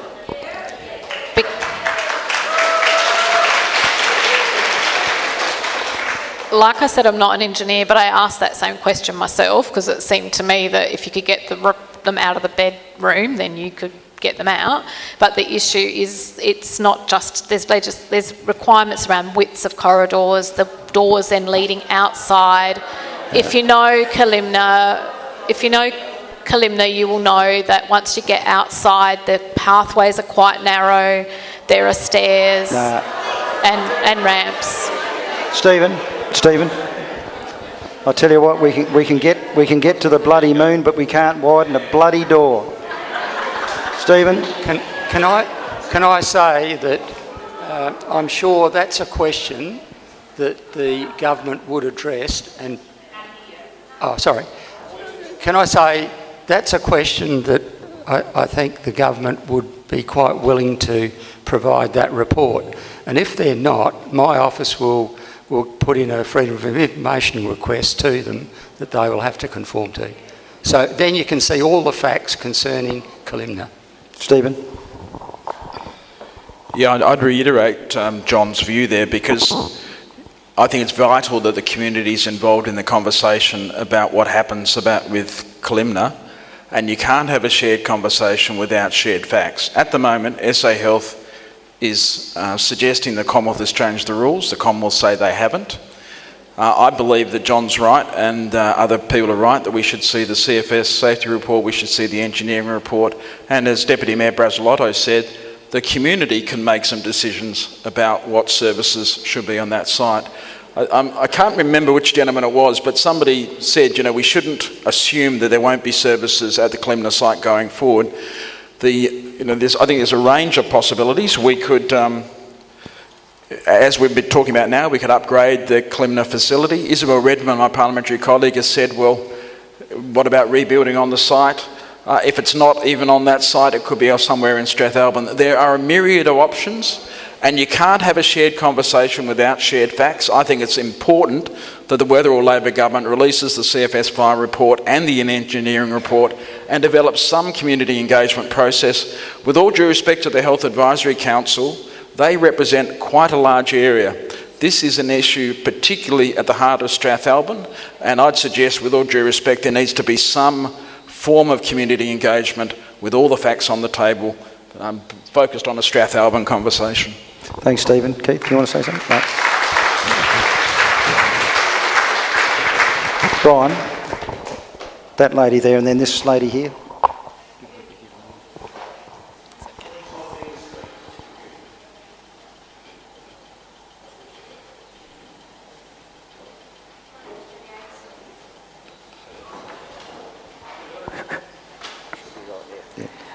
Can you stand up, dear? Yeah, sure. Thanks. My name's Jenny Anderson, and I moved here to retire.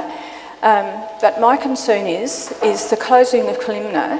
There was a story going around today, and it's been a firestorm, that the Strathalbyn Hospital will close, and that will be our new residential retirement area for beds.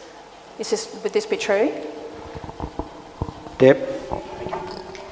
There are no plans to close the hospital at all. I mean, I understand that, people might be concerned that we have moved residents over into the hospital building. At this time of the year, average occupancy, we have 20 hospital beds, and at this time of the year, we usually run at about 12 patient occupancy. So putting those 5 beds in is not reducing the amount of beds we normally would have available for people during this time of the year, and there aren't any plans to close the hospital. Better not be. I heard that the hospital kitchen cooks meals for Meals on Wheels, and by all accounts that's going to stop and the meals are going to be done from Mount Barker. Is that correct? Has anybody heard that? I'm just looking at my colleague here who manages the kitchens, and he just shook his head. So I haven't heard of any plans, and he doesn't think there are any plans. So the meals are going to still be cooked at the hospital for Meals on Wheels. Is that so? Okay. No current plans. There you go. Who have we got? Who else? Where's Brian? Yep, go on, dear. Yep. I'm Pat McAlinden, and I've been a volunteer at Strathalbyn for 27 years. And all that time, I was on the board for 12 years and I was a HAC member for 6 years. Now, what I want to know is we've had accreditation every 3 years in Kalimna and we've passed it. So why didn't the CFS come up with something before now? Very good question.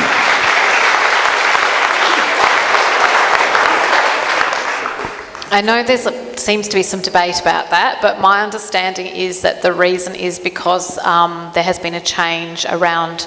In the past, there was high and low care, and we always had low care residents over in Kalimna, which we still do, but now they've moved to ageing in place.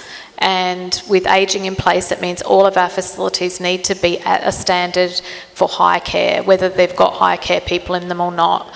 So the facility is, like as you would know, it's been maintained and it was, built to a certain standard, and it's been maintained to that standard. Adrian, Stephen. Yeah, I appreciate that we'll have to clarify the facts about whether or not the Commonwealth Minister's given me the right facts and that he hasn't changed the goalposts. But let's assume that that SA Health is operating on the correct information, that you can't, that the new fire standards are such that you can't keep a place open if it can't admit a person who's confined to a bed. Let's take that as a given. I cannot see, in the context of the Aged Care Act and the principles under that Act, why you would, on that basis, evict people who don't need that service. Why wouldn't you, if that was true, why wouldn't you say we'll no longer admit any more patients? We'll just let people live in their home, and when the time comes to move on, they can make that can be.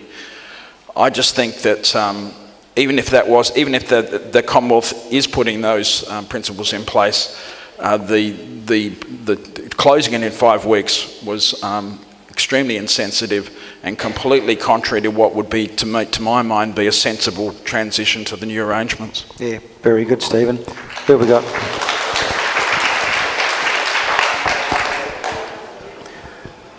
G'day, thanks very much. My name's Mike Galea and I'm a Strath resident.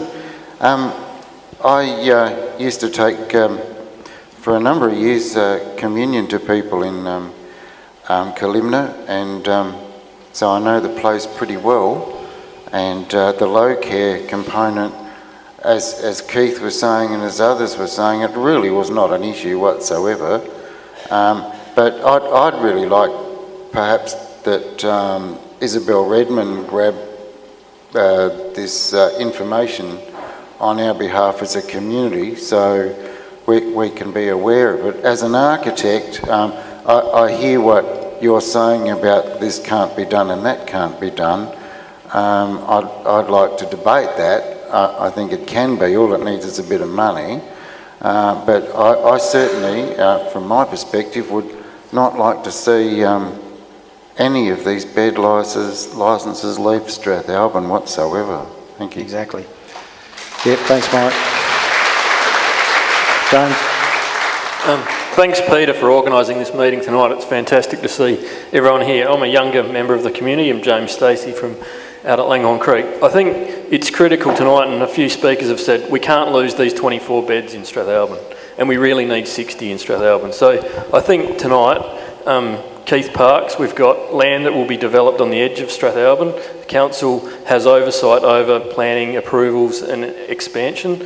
Can we please put some land aside with the assistance of a developer to get some land available for a new facility? And we've got an election coming up next year. Will the Liberal state government commit to help get some federal government money along with state government money to build a new facility in this town? Very good question. Stephen. Thanks, Adrian, for passing me the mic. You're the shadow minister. Yeah, the fact of the matter is that we'll be continuing the long-standing partnership with all levels of government and, to be frank, the community. Right through country South Australia, communities have invested heavily in their hospitals and aged care services, and as the Deputy Mayor said, really it was Deputy Mayor that brought up the possibility of the community investing now. So I think it's really important to get the facts on the table, because the Liberal Party, our heart is in Strathalbyn, our heart is in the regions. We want to develop credible plans that are viable. We'll be looking to try to bring the best plans possible together, and I don't think we can do that without the CFS report, without the engineering report, without a community conversation about what sort of facilities you need. Because let's be frank, there's more than just low care and high care. There's all sorts of aged care support, even residential options. I appreciate there's a lot of people who use in-home options now, but there's more than 2 models for a residential facility too. So I don't think we should, with all due respect, I don't think we should let SA make the decisions about our future. It needs to be a shared conversation, and the Liberal Party is very keen to develop plans that you'll all be very keen to vote for at the next election. Thanks, Stephen. Just before you go there, Peter, we're going to probably wrap this up in about 10 minutes, so anybody that hasn't had their say, get your hand up. And how many people want to have a question? Yeah, we'll go for another 10 minutes. Yeah, no problems at all. Go for it, Peter. Thank you, Peter. If you bear with me for a moment, I have 3 questions. The first one briefly is to Stephen Wade. I refer to your interview on 5AA a couple of weeks back, and you personally said you could not obtain a copy of this fire and engineering report. Was any reason given to you as to why not? And who was that reason given by? Yeah, I might have misstated, because I haven't actually asked for a copy of the CFS report. I might have said I want to see it, but I haven't formally put in a request. As John Daly said, we believe that the community is entitled, and if the government chooses not to give it, we'll pursue FOI to obtain it. But I think we've learned tonight we don't just need the CFS report, we also need the CFS engineering report, and also whatever accreditation standards the state thinks has changed. Thank you. We can group that together by saying applicable reports to Kalimna. But why should you or anyone else have to go to the expense of applying for freedom of information for something that which should be public knowledge? It's not a state secret, and it seems as though you'd get Donald Trump's tax returns more quickly. My second point is this: I speak from 2 viewpoints. My name's Peter Roberts, and I've lived with my family here since 1980 in Strath. My wife has taught at each of the schools and educated many who are here tonight. And it was our expectation that we may become residents of Kalimna at some stage. I have not given up hope that that will occur. I am not allowed, due to the constitution of the club that I am a president of, to divulge the name of it. But I will quite willingly state that at the request of our committee, Jenny Sandercock gave us a 20-minute update yesterday morning on the issues that have been discussed tonight. And I commend Jenny for her tenacity in seeing this through when she's coping with her own personal crisis with her husband.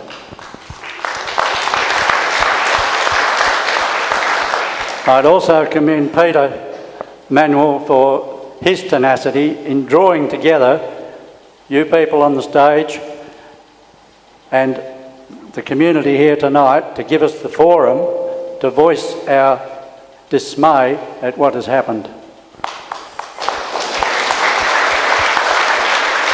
The organisation I represent was concerned because one of our members visited a resident of Kalimna after he had been moved to a share room in the nursing home. This share room was an ordinary room with a curtain across the middle, and the poor chap was in the end with no window, trying to play cards that he could barely see. Our member was extremely depressed when he related this to our committee.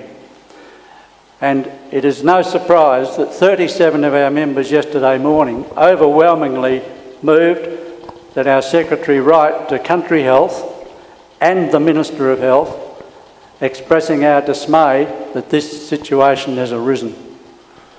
We can't legally do anything, but as a private citizen, I'll make these statements.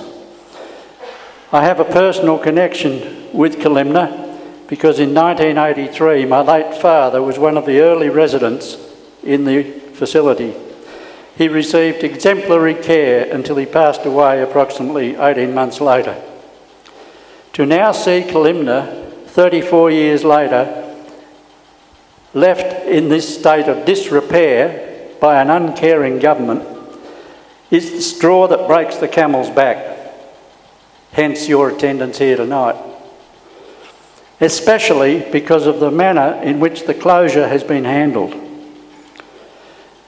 As it was reported in the Southern Argus on the 19th of January, Debbie Martin said, and I quote, "There will be a transition period where each resident will be able to assess their options and sufficient time will be available to cater for each resident's requirements." End of quote.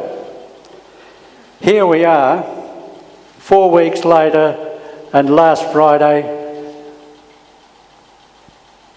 Kalimna is full of echoes. Why the obscene haste? A relative of one resident spoke to our meeting yesterday and was almost in tears because they'd recently moved 12 months ago to Strath to live and may soon, because of failing health, have needed Kalimna. And he said, "My wife and I think we made the wrong decision to come here." And he was extremely distressed. This is the last thing we want to see in our membership. A relative of one resident of Kalimna spoke on 5AA 2 weeks ago with the Mayor and Peter Manuel to express his total exasperation at trying to contact by phone anyone in Centrelink to help clarify the options for their family instead of the infernal telephone transfer merry-go-round. With some forethought and compassion, Country Health SA could have arranged for Centrelink specialist staff in aged care to have confidential family discussions at Kalimna to alleviate their distress and set them on the right path, so they're not in violation of the convoluted laws of Centrelink. It is obvious that common sense and compassion are completely alien to bureaucracy. Lastly, Mr. Chairman, for the authorities concerned to utterly disrespect the decades of community fundraising and voluntary effort establishing, supporting and caring for the hospital, the nursing home and Kalimna, and the subsequent turfing out of the last residents is clearly outright age discrimination and, I dare say, abuse of human rights. Well and truly.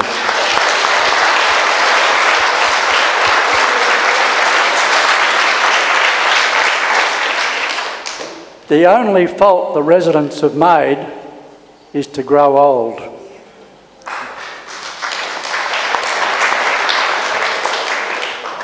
For Country Health and the Health Minister to salvage any credibility from this mess, they must immediately release these appropriate reports for public perusal. There is no excuse on this earth why it cannot be done. These loved and respected residents and staff affected have done nothing wrong and are relying on you as a community to fight this dilemma for them. I call on the Strath community here tonight and visitors to establish an action committee to liaise with Country Health and the Health Minister directly to guarantee verbally from the Minister of Health, while he still is the Minister, the retention of the 24-bed licence specifically for Strathalbyn in a new facility in Strathalbyn to be completed or substantially completed before March 2018, so it does not become a broken promise. Thank you, Mr. Chairman.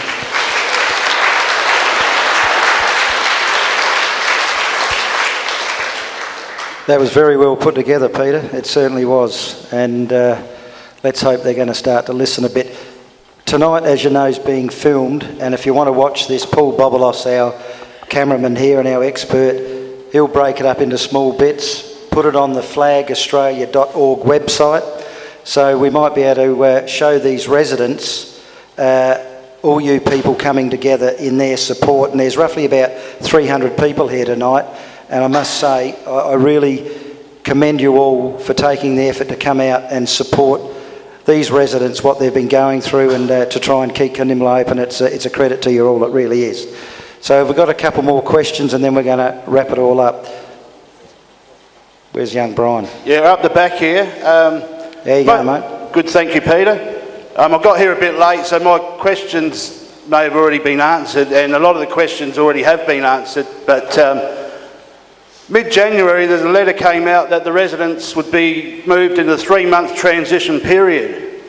All of a sudden, last Thursday, bang, they're gone, moved away, and have all their possessions been taken with them?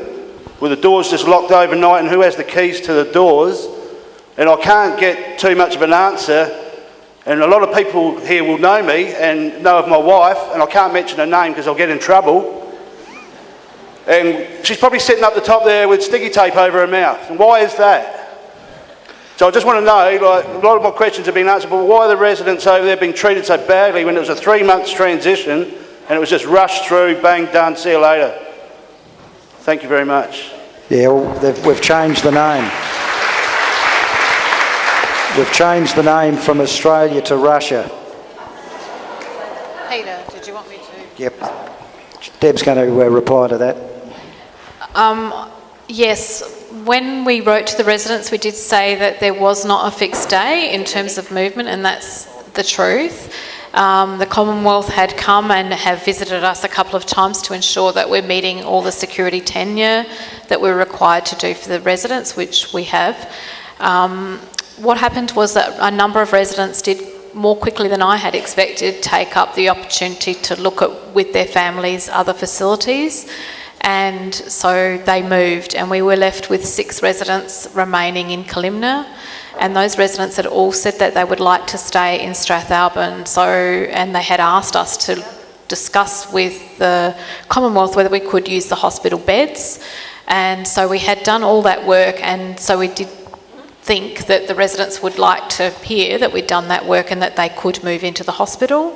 Now, I must say that I wasn't at the resident meetings last week, but what was relayed to me is that some of the residents were actually really keen to move over there straight away. So that's what was relayed to me. And my only stipulation about it had been that I didn't really think it would be helpful to have 4 residents, for example, moving over to the hospital and leaving 2 remaining on their own in the facility. So what I asked staff to do at the site was to move everyone on the one day rather than leaving 1 or 2 people over there on their own. So maybe people might not think that was a good decision, but my intention with that decision was just to ensure that we didn't have people feeling that they were the last 2 people left over in that facility, and that we moved the 6 people together. And it was just about trying to find a date that everyone agreed to, which, everyone has their own mind and their family. And so I think that the staff on the site are very caring and do a very good job looking after the residents in the 56-bed facility, and they have as well with the 24. I don't think anyone can fault the staff's dedication to the community and to the residents, and that was the decision to move them at one time. So, if there are issues with that, I'm really happy for family members or the residents themselves to let me know, and I will talk to the staff about that. What I've heard, I don't think any resident has been happy shifting out there, full stop. Not one. Who we got here? Yes. Hi, my name's Gay Hilda. A lot of the questions have been answered tonight for me, well, that we need to know things. But to me, I can't understand, well, I think I can, why it's been changed from high to low and lumped together. If you lump it together, that means you can close Kalimna because then it doesn't meet your standards. Exactly. And you have said that other communities have been interested in the building. What communities? That's what I want to know. Exactly, good one. You've also said that some of these residents are really happy to go and live with their family. I had my mum live with me for 3.5 years before she went to Kalimna. I've got a bad heart, I've got 5 breaks in my back and it nearly frigging killed me. And these people, it's not easy. I love my mum to death, but it was really hard. But she died in Kalimna and they were brilliant to her. Can you tell me what communities are interested? I'm not able to say, I don't want to speak on behalf of other organisations, but what I would say is that nobody that's approached us is wanting to use the facility for, for aged care or anything like that.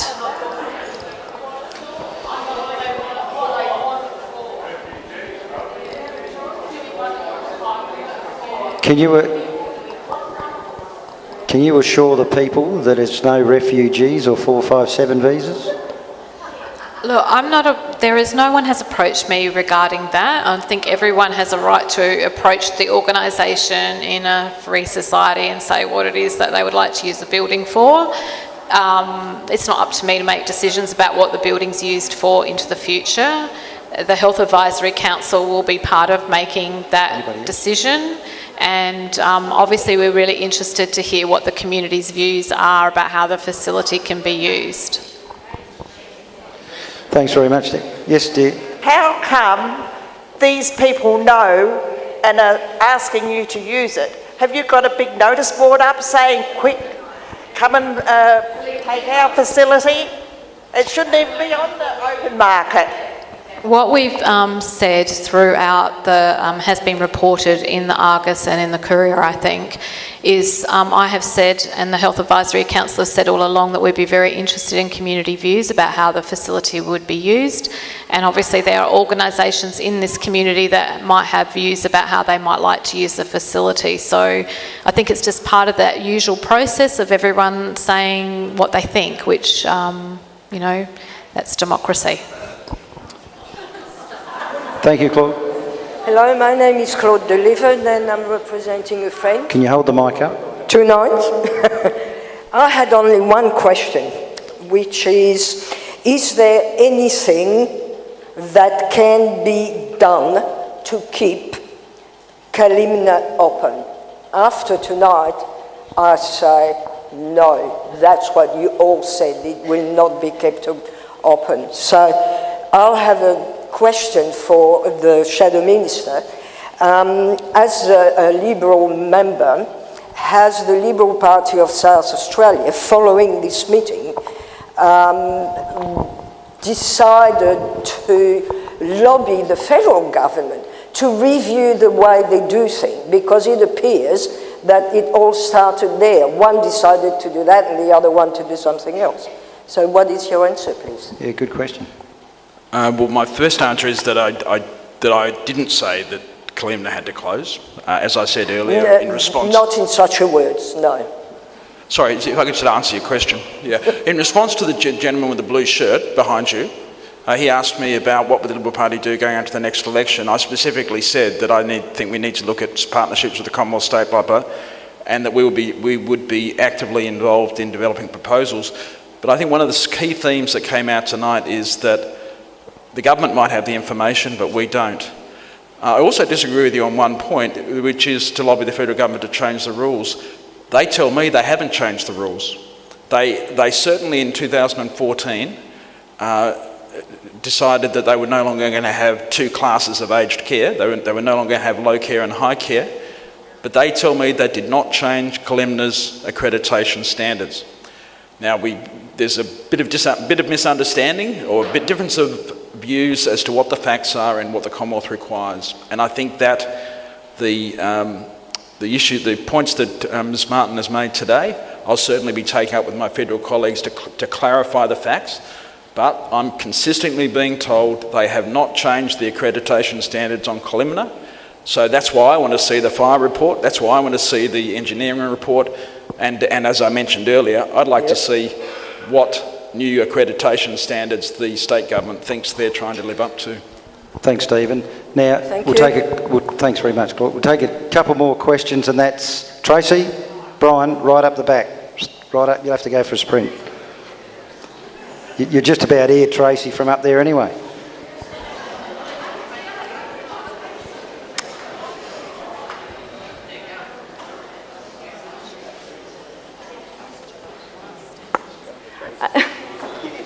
Okay, so how on earth, if the corridors are too small, how did you get the beds in there?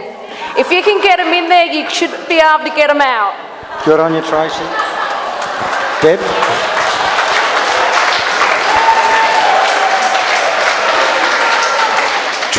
Tracy just said, how in the hell did you get the beds in there in the first place, and you need to get them out?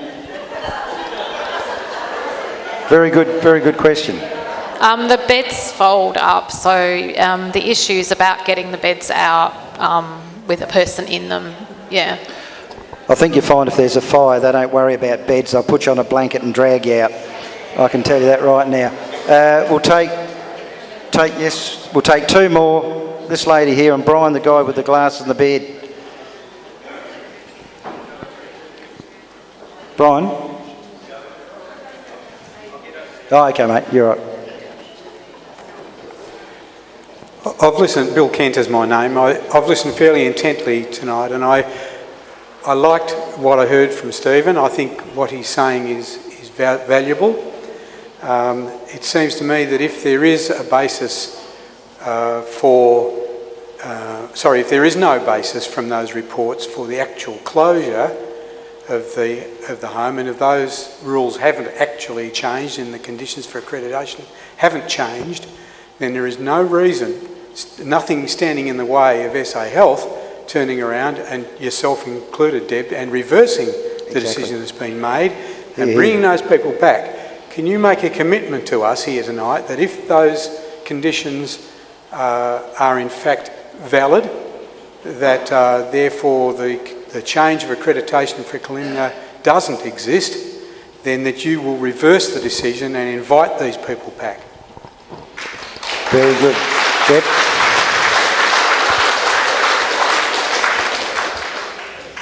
If we can get a fire certificate for Kalimna, then we would definitely be moving the residents back. The reason we can't have people in there at the moment is we don't have a fire certificate, and it is really important that we, as a manager, I need to ensure the safety of the residents.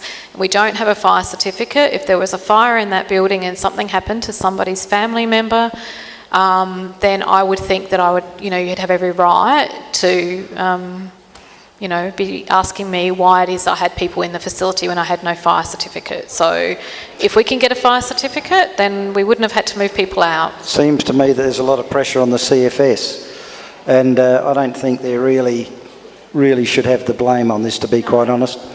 Have we got one more? One more. Thank you. My name's Lynette Stevenson. I'm a local rate payer. I'm just curious about the ageing in place, which seems to have, caused all this. Now, what place? Is that the room you go into and do you stay in it? Or is it the building you go into and stay till you die? Is it perhaps the town you go into and stay until you die? Or is it the state? Because it seems like what's happened here is totally opposite to being ageing in place. That's all I want to say. Did you want to make a comment there, Deb?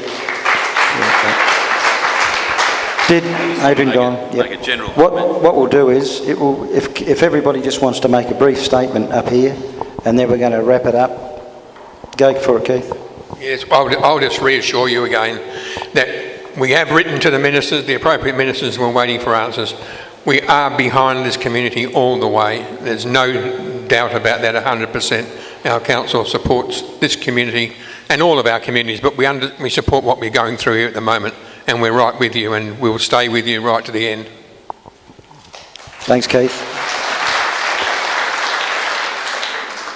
Yeah, just to reiterate that what I said at the beginning, which is I think that there's a bundle of concerns and a whole series of questions. I think the questions we've had a few answered tonight, which has been great, but it seems as though we've added more than we've taken off the pile. And so I'll certainly be keen to work with John Daly, Adrian, Isabel and other people in Parliament to try and get those answers so the Strathalbyn community can be part of their own future. Thanks, Stephen. I think we need to address all the issues around accreditation and reports, and probably get another engineering report, because I agree with Mike Galea.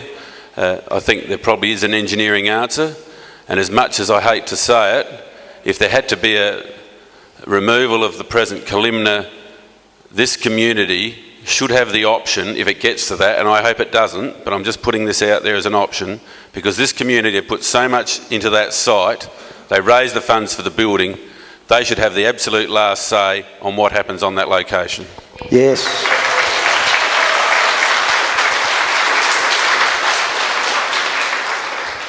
Could I just reiterate that we will get a copy of those reports concerning the building, but I think one of the most important things that was mentioned tonight, Deb mentioned there were 2 vacancies on the Health Advisory Committee.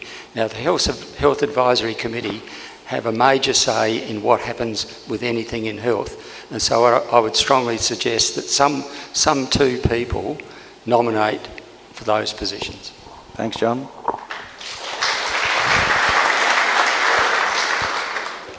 Yeah, I just want to say thank you for people for your honesty and your feedback, and I'm really happy to talk to people after the meeting or at any time if you would like to contact me. Thanks very much, Deb. Can I just, Paul, just before I thank everybody up here, can you just get the camera, because I just want to ask the people here tonight, put your hands up if you want Kalimna to stay open. Please put your hands up. Keep them up. Who's that little prick down the back with his hands down? Now look, we've got to keep fighting this, and I mean this. Tomorrow, get on the phone and get your emails going. Get on to Greg Hunt's office. Get on to Jack Snelling's office, because people power can do it, believe me. And we've had a huge win lately with the compulsory acquisition of farmland in northern Queensland, where the government, this Liberal government, unfortunately, Stephen, was going to compulsory acquire 1 million acres. 70 farmers were going to lose their properties to the Singapore Army to do training. That's been reversed. The 70 farmers have still got their future and their home. So don't tell me people power can't work. It can work. It's up to you tomorrow. Get on the phone, get on your emails, get on to Jack Snelling, get on to Greg Hunt and tell them you're just absolutely disgusted with what's going on.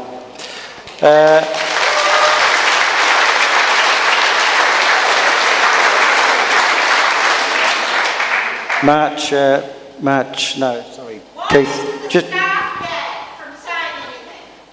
Oh yeah, that's not on. I mean, it's ridiculous, it really is, the staff being gagged. It's terrible, absolutely terrible. Anyway, Keith, Mayor Keith Parkes, I'd like to thank you. There's council elections coming up November 18, isn't there, Keith? You want to be in for a second term, don't you? Good on you, vote for Keith. Stephen Wade, thank you very much. Adrian Petterick, John Daly, Deb, thank you very much.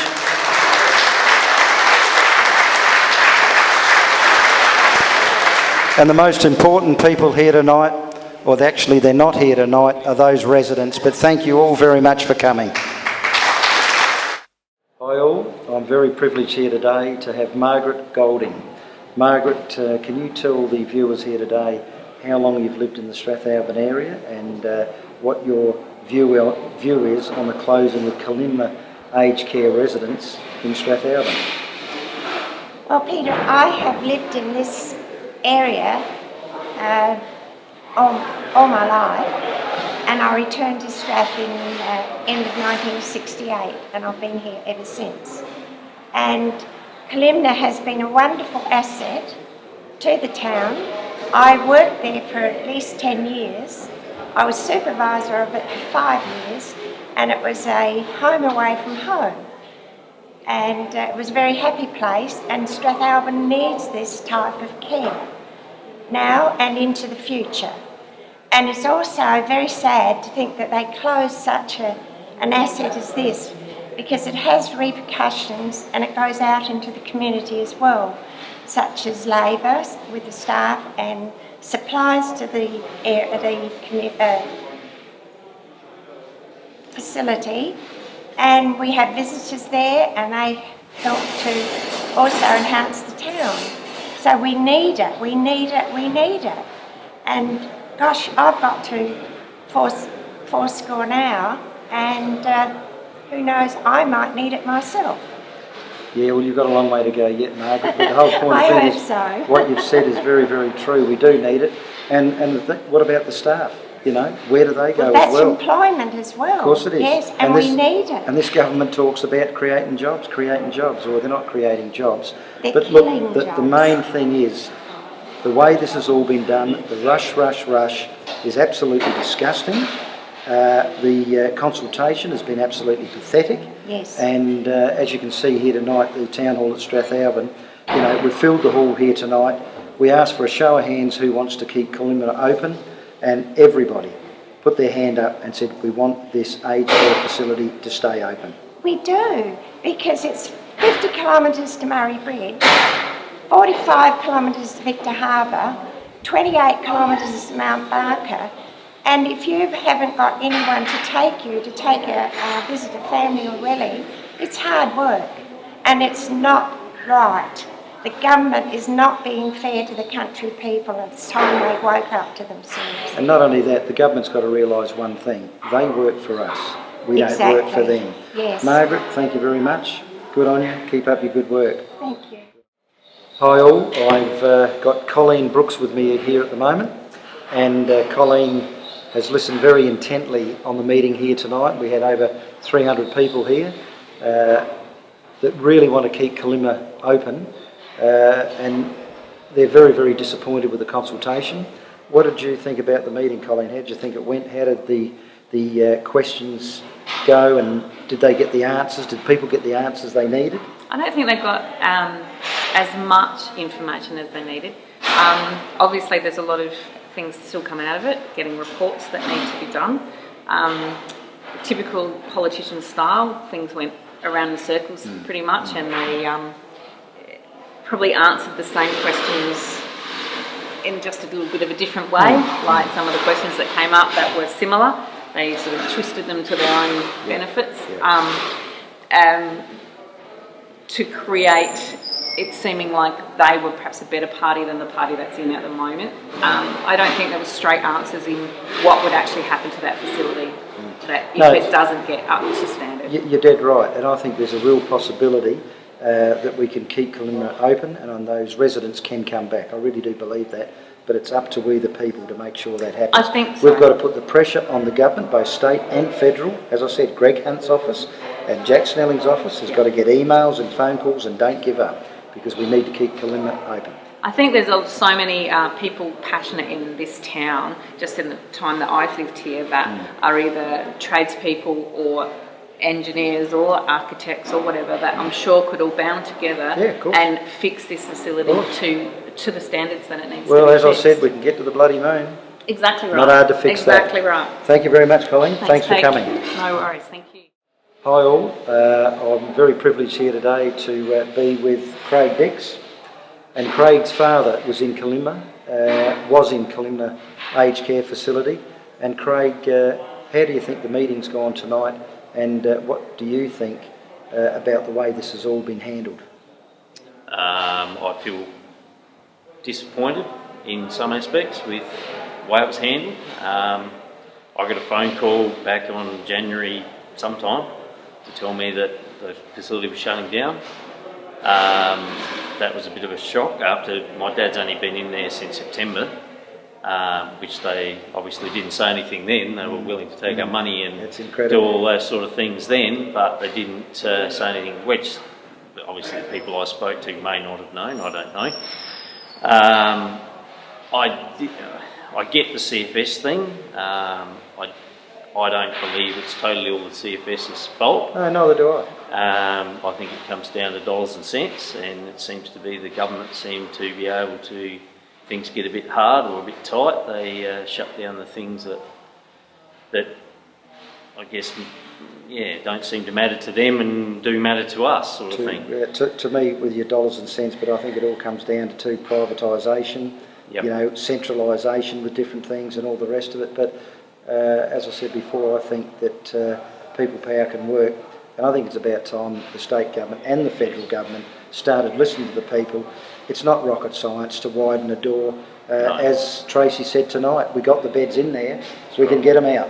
I don't believe that the thing's not wide enough anyway. I believe the corridors would be wide enough to get beds down anyway, even if they had to. Yeah, so look, we'll just keep fighting for these residents, and let's hope that, as Mayor of the Alexandrina Council, Keith Park, said, we're going to fight so those residents can be moved back in. Yeah, beautiful. Good on you, Craig. Thank you very much. Thank you very much. No worries.